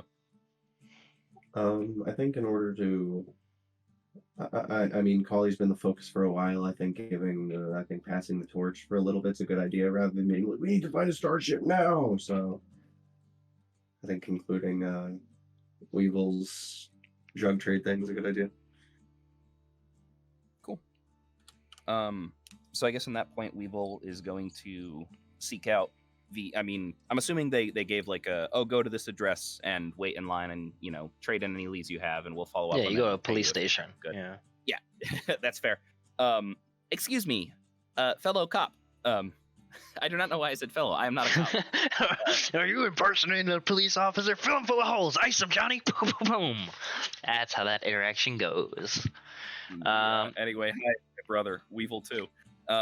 You meander down to a local police station, precinct 46, and after a brief wait in line, you're able to get up to the front desk, and there is a portly, mustachioed gentleman, a Gracool with 4 arms and deep red skin, and a cop stash.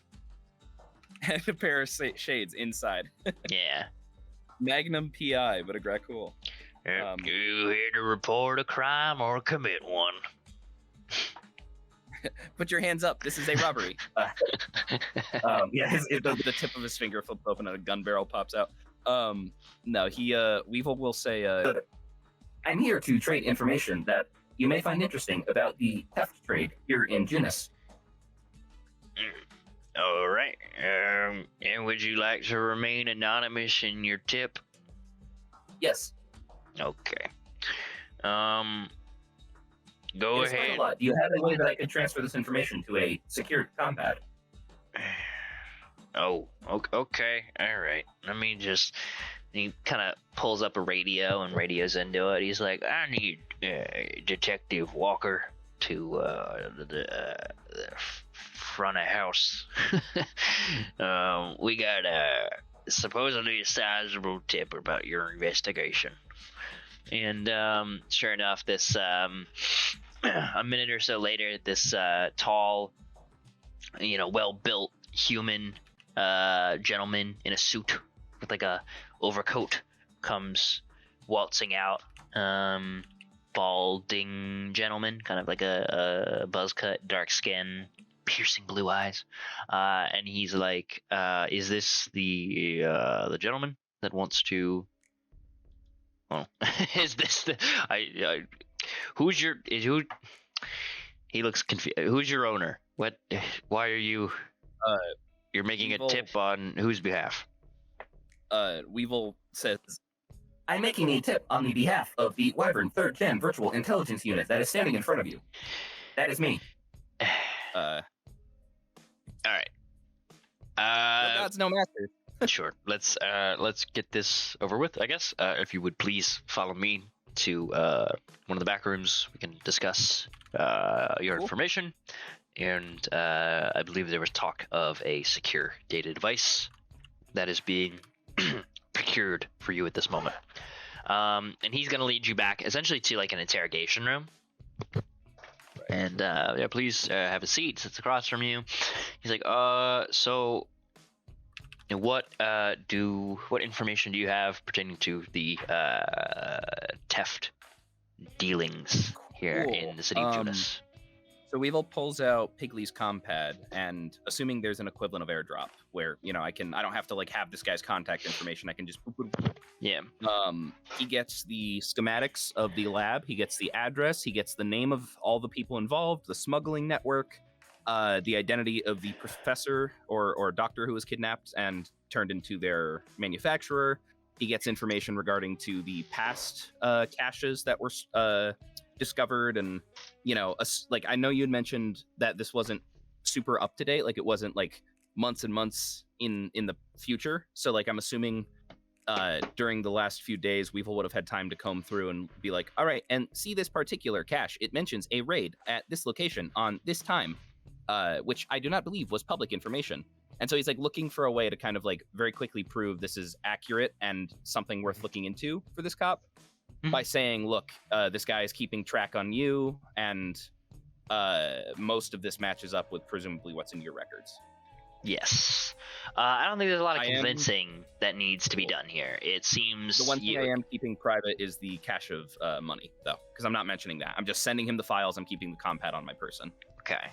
Yeah, he looks over this information on his compad that you're digitally sending to, Well, and then, explanation after, this moment of silence, you're done talking. He goes, well, this is not how I thought my day would be going, but this is quite the substantial amount of information you have brought us here today. Well, if you are satisfied with your good citizenry, we could take it from here. Are we all back there with him, by the way? I think only Weevil went to do this. I mean, nobody else said they Damn wanted it. to go. I don't know. I just assumed that we were all Somebody, going. I mean, you guys could tag along, but yeah, it would, preferably, say if you are going somewhere. Okay. Oh yeah. Rhodey will definitely tag along if. I mean, yeah, if that's okay. He would have no reason to block you from going, but he like. Yeah.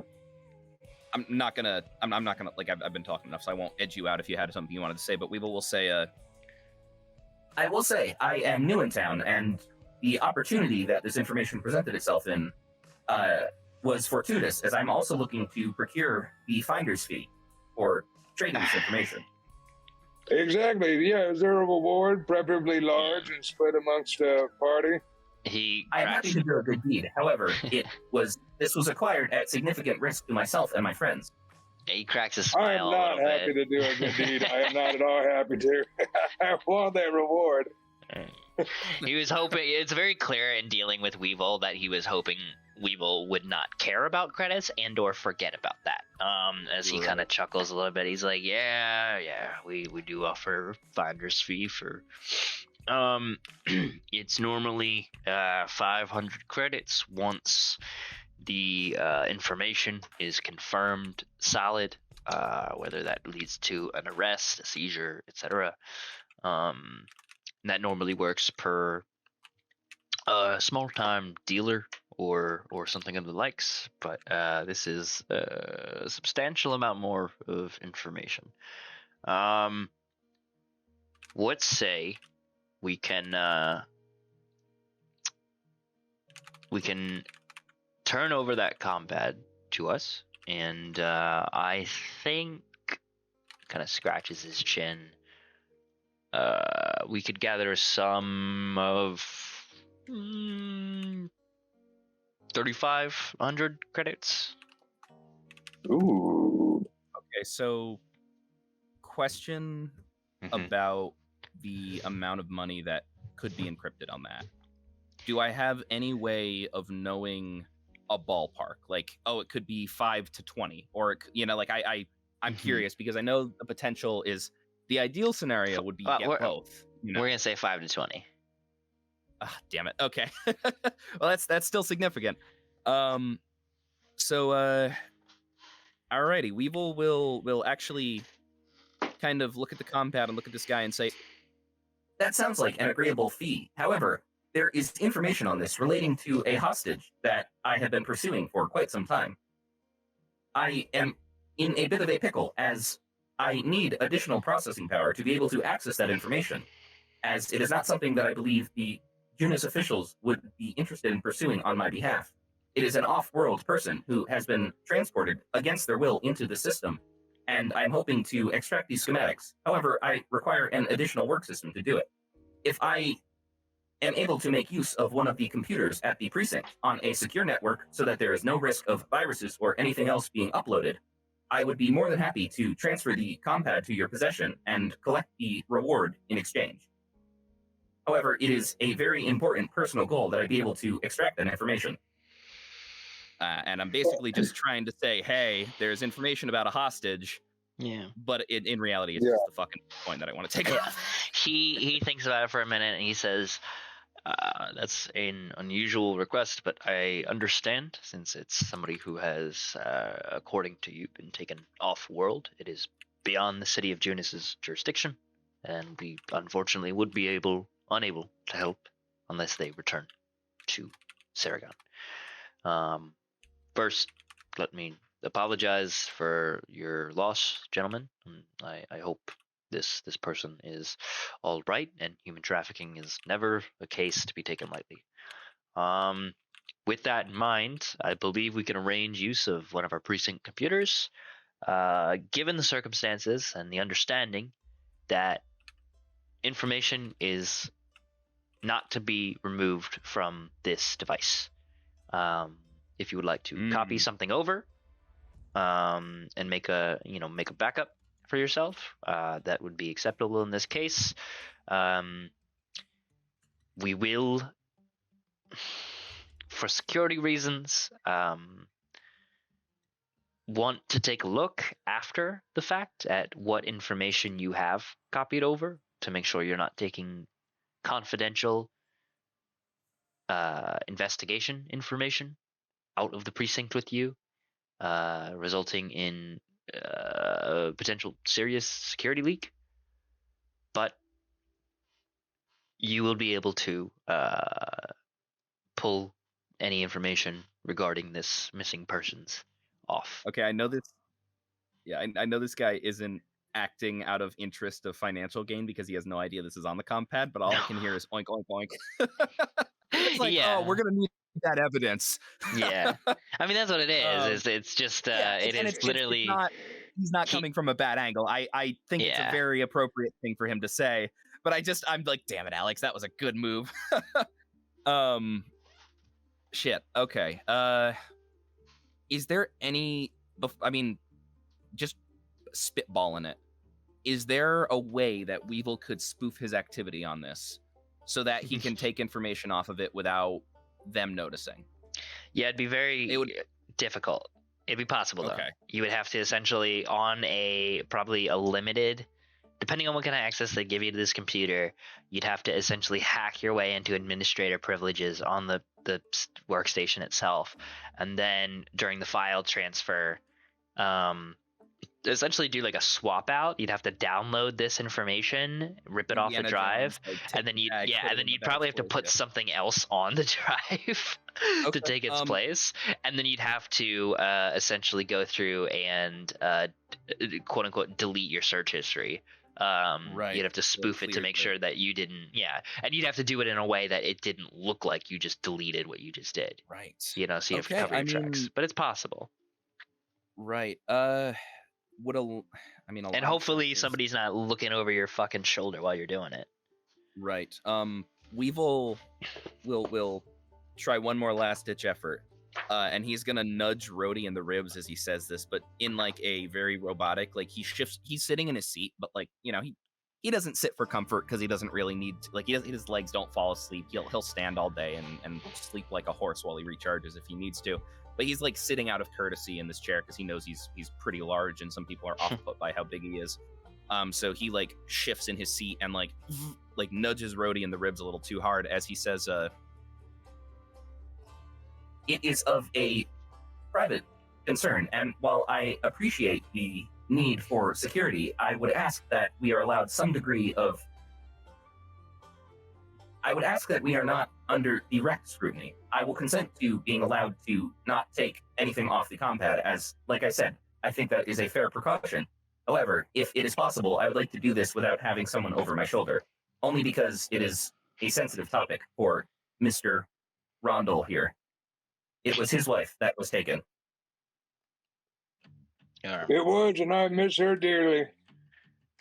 I am sorry for your loss, Mr.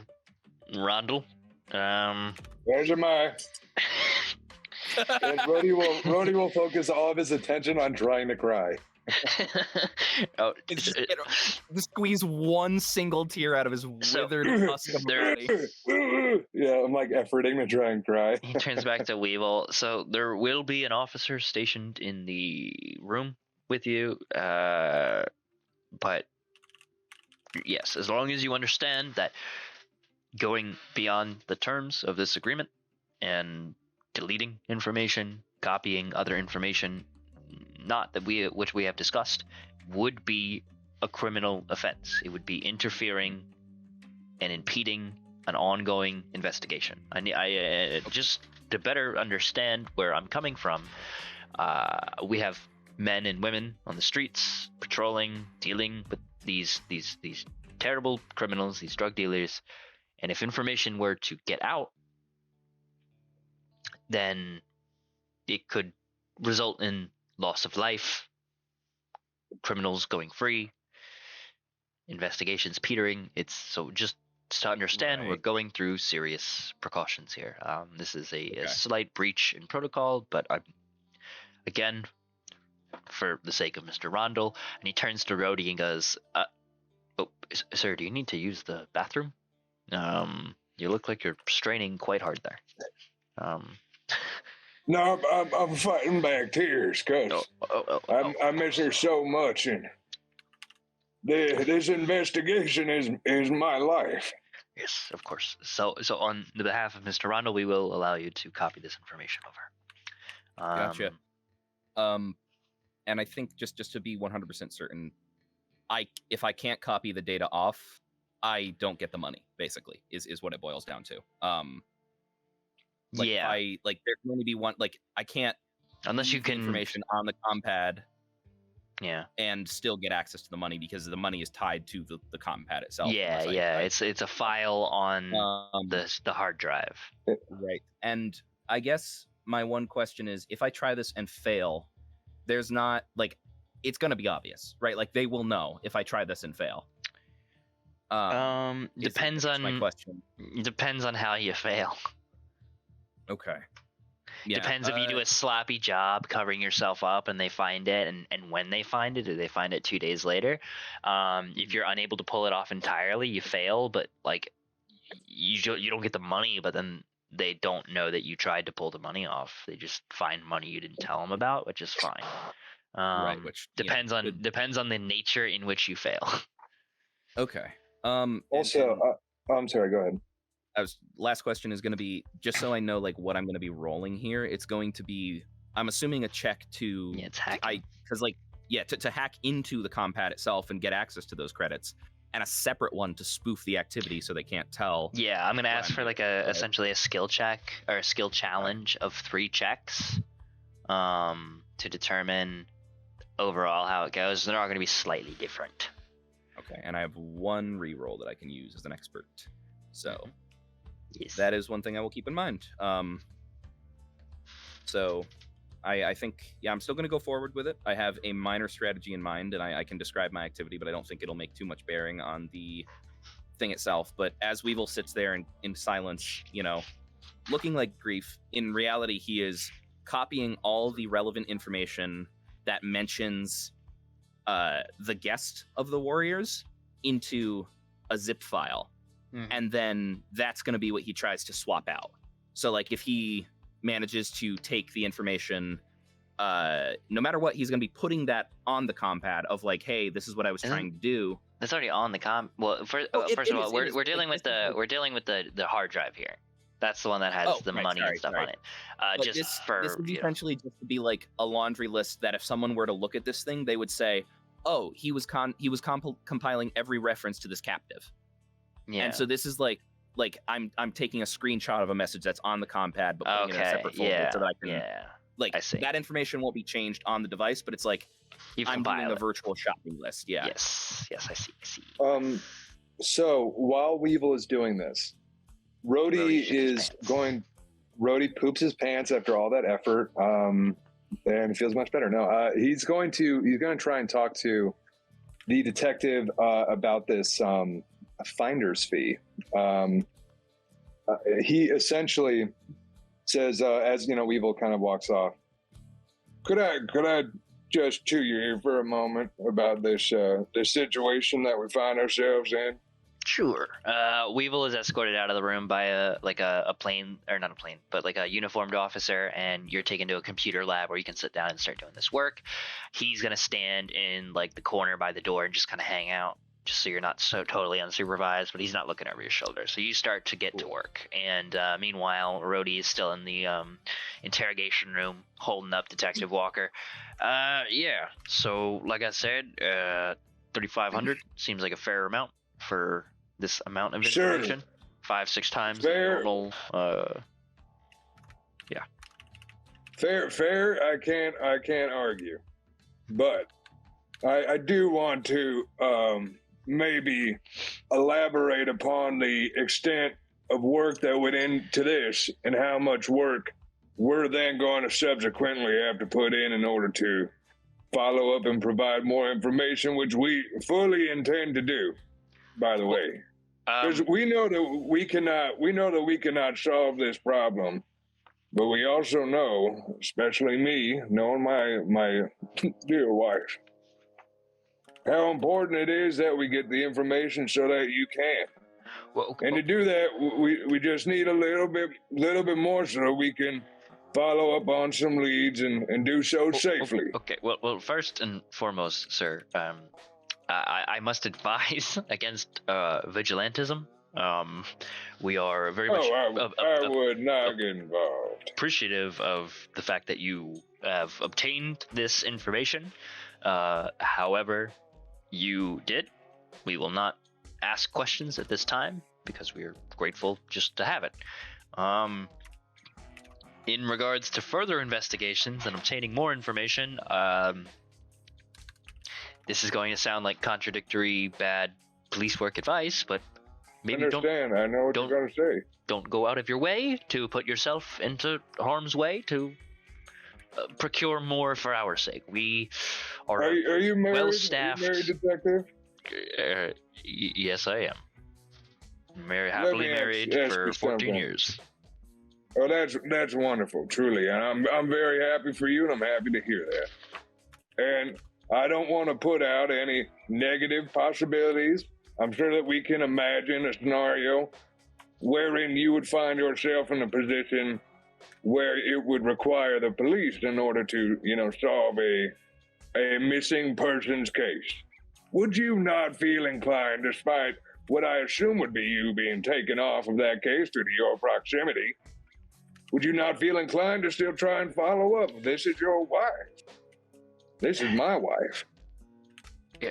You can't tell a man to not. This is our wife, man. You can't tell a man to not go and try and find his wife. Yeah, well, I feel like perhaps we're discussing two separate things. Unfortunately, as I've said, with your missing wife reportedly being taken off world, according to your robotic manservant, He breaks the door down and hits this guy in the head. He's a good boy. According to your droid, it is beyond our jurisdiction, and we are unable to help. However, I'm not sure how much information overlaps between the drug trade that we are investigating here in Junis and the case of your missing wife, apart from what information you claim to have on that hard drive your droid is looking at this moment. I would advise against searching in the weeds for further drug information, which is what we compensate for. However, if you want to follow up about your wife and track that down, there is nothing we can do to stop you, as you would be leaving the planet, and you are 100% right. That is your duty as a partner, in my opinion, to pursue that to the best of your ability. So I'm not advising against you following up on that, but rather being involved in the criminal underworld of Junis and the drug trade, when it likely has no more to do with your wife than the information you've already gathered. So an additional funding of your investigation, unfortunately, would not pertain to our department. That is given the assumption that this drug trade on this planet is not tied to what is happening with my dear missing wife, which, based upon the information that we blindly stumbled into, is what we'll say. Mm-hmm. It very well could be. Okay.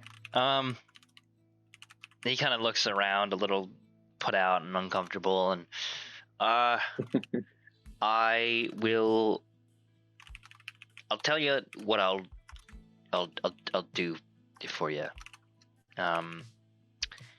As a man who loves his partner very much and can only imagine what you're going through, I will give you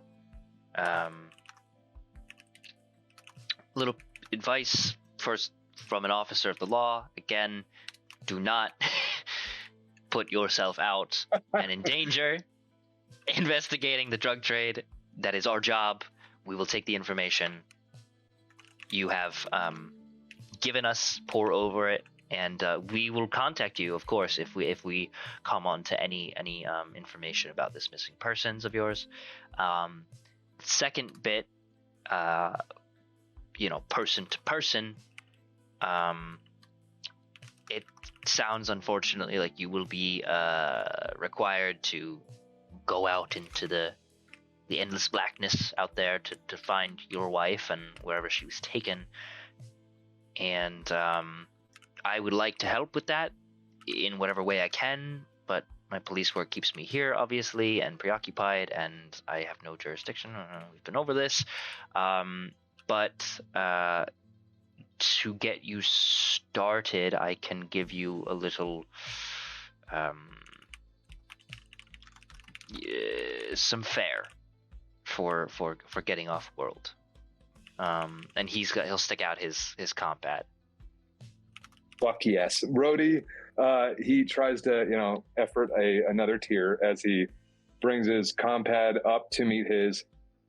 Yeah, Thank you. He transfers Thank you, officer. 200 credits. He goes, oh, fuck yeah. This should at least be a small start. This is, for me personally, because I am sympathetic to your story. For clarification, these are not police funds. So, understood. Yes. You don't know how much it means, sir. Thank you. Very well.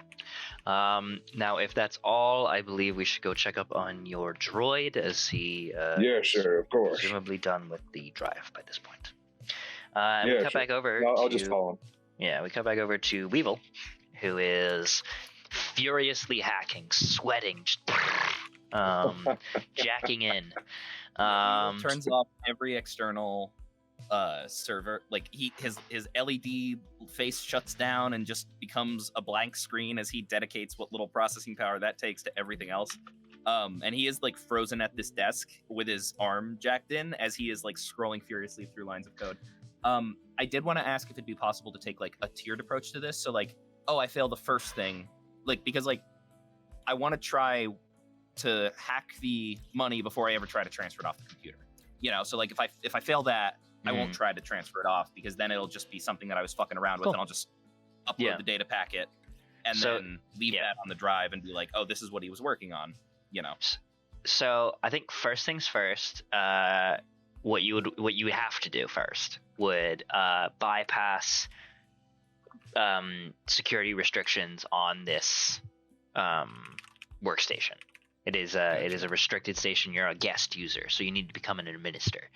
So while program int is the obvious one, I want to do 3 checks and I want to do them all different. So I want to ask for maybe administer intelligence to get past the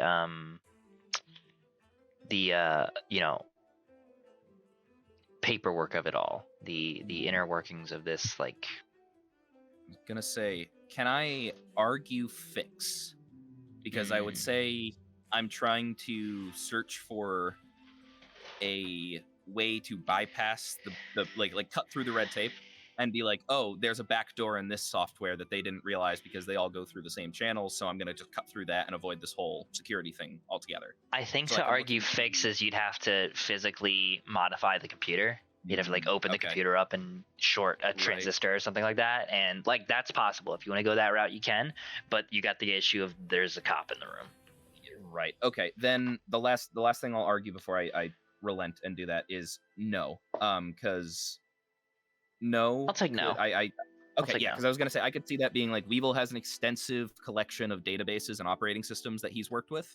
So he would probably have some analog of maybe not understanding exactly what this is, but like, oh, cool. So this is like Windows instead of Mac. So I'm gonna click here, use this shortcut, and all of a sudden I'm at the terminal. You know? Yeah. Fair Fair enough. I'll take no. So, No int. Cool. No. Looking int for a 6. and- That's a 12, baby. Okay, so you barely made it. just slightly. Yeah, easy enough. Short work. You are you spoof a detective's information essentially, and are given full administrator permissions to do absolutely whatever you want. You could download Minecraft on this computer if you really wanted to. Fuck yeah. You do whatever, man.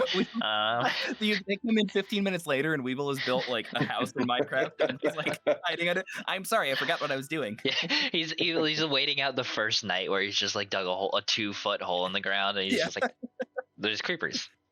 Anyway, destroy my house if I get too close. Next up would be, like you said, if you want to do it in the order of operations, would be to unencrypt the drive.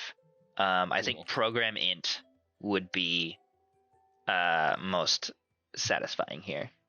Right, and This just is a so basic I know, hack check.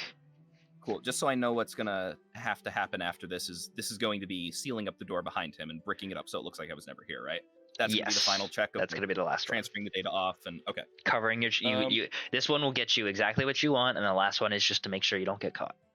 13. Heyo. Nice. That one was the highest. You needed a 10 for that. I didn't get a chance to say that before you rolled. 13. Yeah, you unencrypt this drive and you realize there are 15,000 credits on this Yes! Alrighty, one more check to go, baby. drive of untainted, untraceable credits. Drug money. Okay, though. so this and you're last able step to is- pull them off easy enough. Hell yeah, and make it look like I was never here is the last step.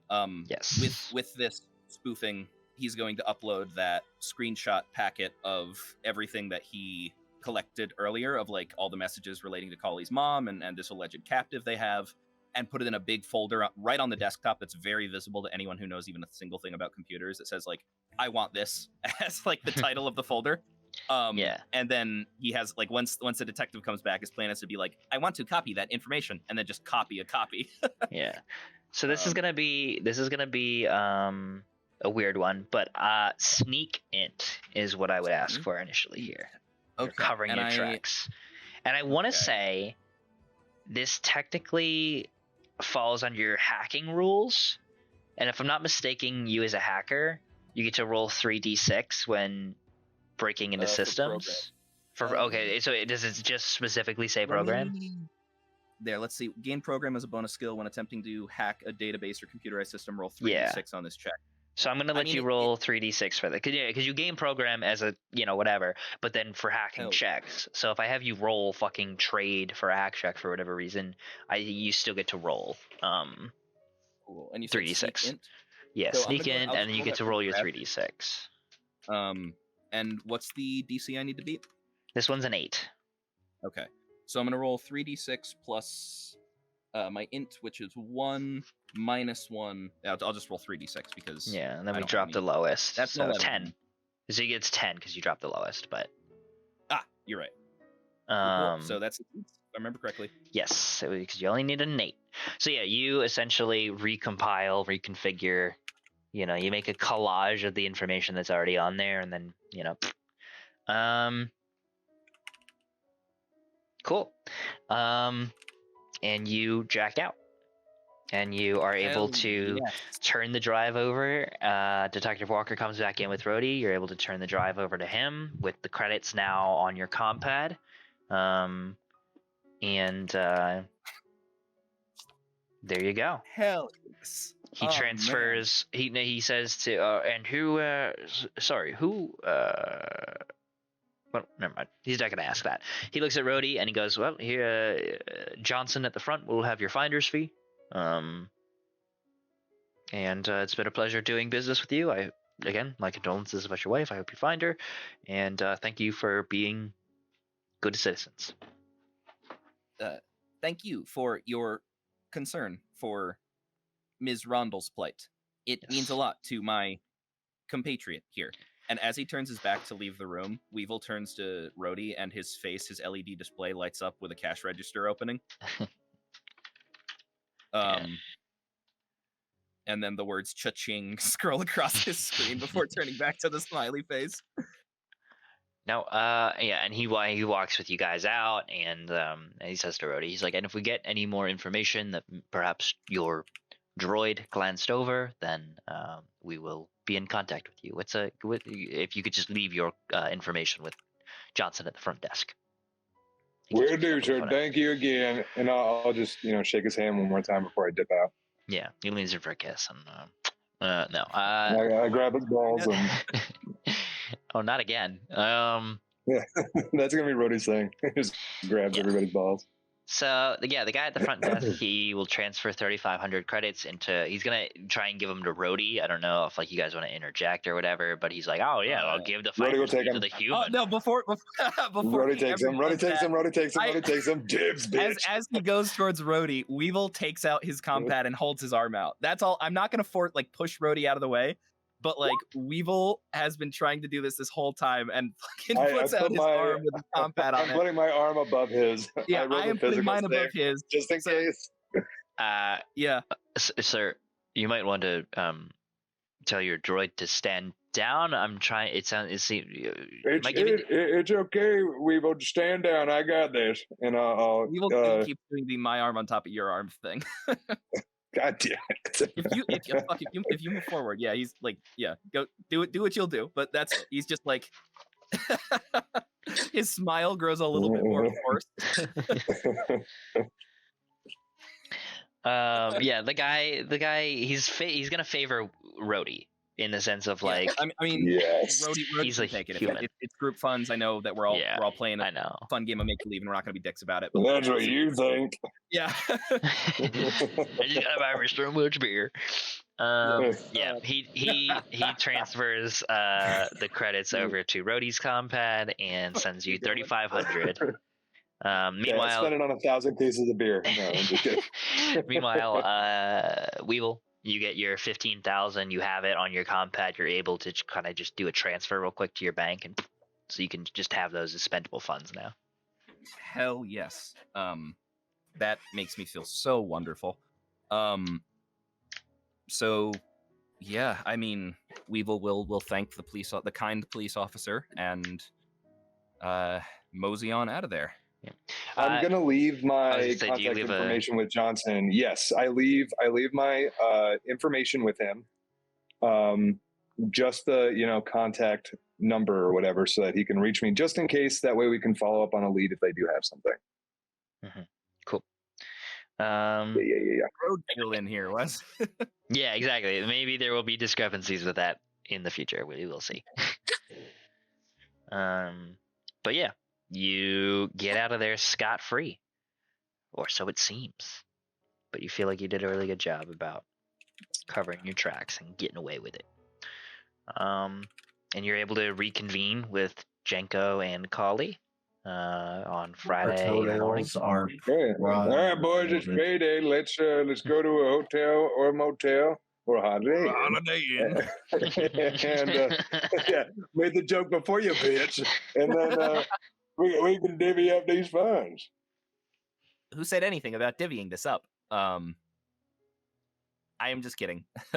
And I'll unplug you, robot. I do not have a plug. Yeah, so I also, before we talk anything about money, no one has any idea if Weevil was actually successful on this thing. All he said, Rhodey knows he was successful. He has no idea how much money. Yeah. So we'll cover that when we get there. But yeah, I mean, fuck, dude. I'm like riding high right now. That felt very successful. Oh yeah. We And may now not we have got have Colley's more mom, beer. but we got the important thing: lots of money. We're bear. having a beer. Yeah, so it's Friday morning. You guys are in Junis.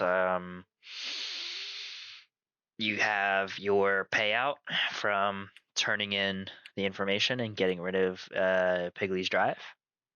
Some leads to follow on Colley's mom's and / Joseph Godwater's ship, as well as Weevil's potential destination for Magellan information.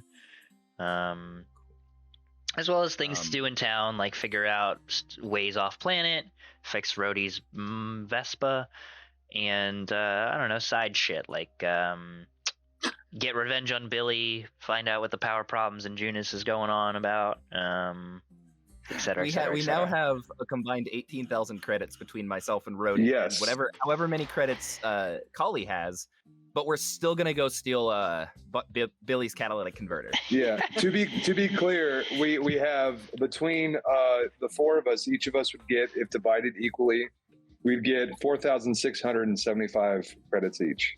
Oh yeah, about that. I think it's fair we split it evenly. We all did the same amount of work. Agreed, Robot. How much did you were you able to pull? I made 10,000 credits. And Weevil, sure enough, shows you a number on his compad that says 10,000 credits. Colley is looking at his freshly painted toenails. they have little pictures of Falcons fucking on them. So Weevil is lying to us, and yes, you're trying I'm to lying save about the number. 5,000. Very I'm trying- interesting choice. I realize it may seem out of character, but Weevil has purposes for money. And So do we all. Yeah, beer. Yeah. No, I get it. That's a good. It's I know what's happening. It's a good character choice. It's a good good he has decision. Interesting. Yeah, so he's throwing 10,000 in the pot, and he's like, "This is what was on the compad," and that's what we'll split amongst ourselves, in addition to Rhodey's money. So That's what you think. Yeah, Rhodey, how All right, much so- did Rhodey? How much did the finder's fee get you? How much did you get? Out The finder's fee was that was 3,500 each, or not each. Oh God, I wish 3,500 total. So together, that's what 1,350. So, or something like that. What was it? I think I added it up, and it was 10,000 plus 3,500, plus 200 for the extra. That 13,500. Yeah. 13,007 with the 200 if you want to include. Yeah, the pot. I don't. Okay, cool. So 13,500. That happened while you were so out of the room everybody would too, get money. Yeah, everybody would get 3,375. Yeah. So then divided that equally, because I'm putting all of it in there, and then Rhodey will turn to Colley and Weevil once we've kind of divided the money. And here's an extra 50 credits from me to you guys for lending me money. All those times. I appreciate it, and I'm sure I will ask again in the future once I've spent all this. Weevil feels just a little bit worse about keeping the secret money, but not that bad. Not enough to give it back. You guys are all just standing in a circle, just tapping your phones to each other. What's your Venmo? What's your wait, Venmo? no. You transferred a little too much. Give you some Are you jail? Is that fine for you? Yeah. We can only transfer one credit at a time, so we have to go tap, tap, tap, tap, tap, tap for like 14,000 times. Jenko's got cotton balls from the toenail painting up his nose, and he's like, "My Cash App don't work."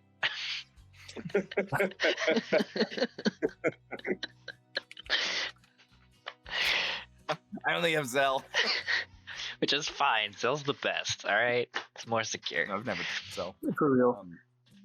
So yeah, I just want to give a little bit of perspective on how much a new ship costs. Yeah, At this point, he'll say like, it seems as if our paths are going to continue on the same trajectory for a while, and by that I mean all of our individual paths seem to be converging.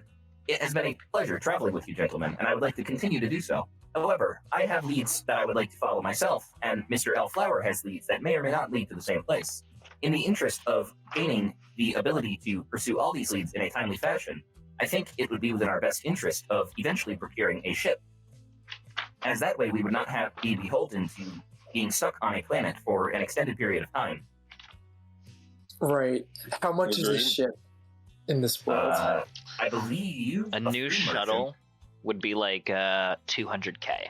A shuttle is something that small ship, not a lot of base armor, pretty mid-speed, cruise minimum. One person can pilot it, but it can also hold like 10 people.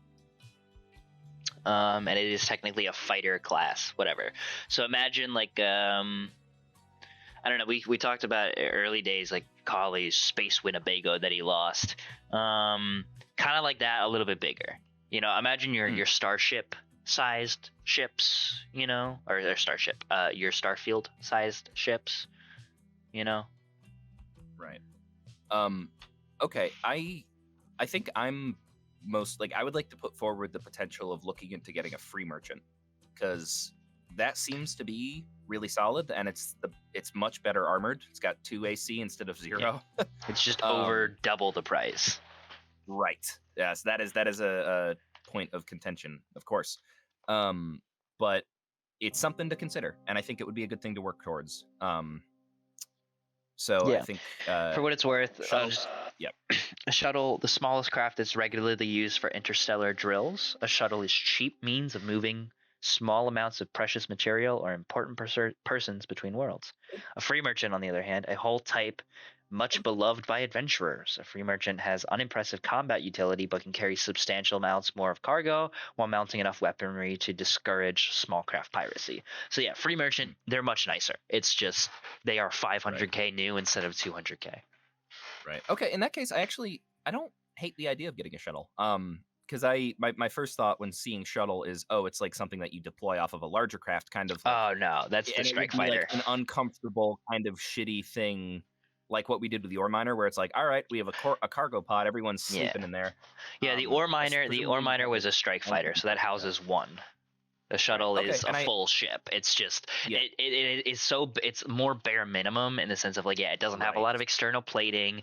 You have less power and less space to do cool mountings on it. So you can't because you look at like building a starship, right? The ship fittings, and it's like there's a huge thing of sensor arrays and guns and drop pods and blah blah blah, and like you get a lot less freedom with a shuttle than you do a free merchant. But also, like, a shuttle has a spike drive that will let you skip around from system to system, and it has more than enough room for you guys.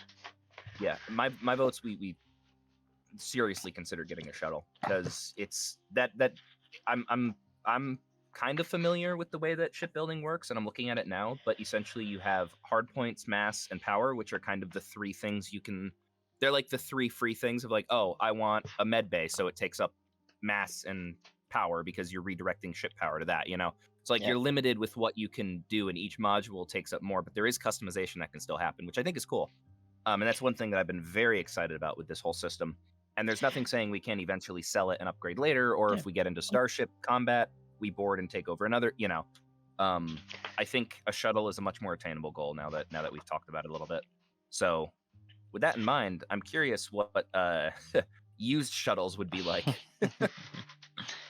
Probably not much less than 200k, because they got to keep them inaccessible for a little while. But you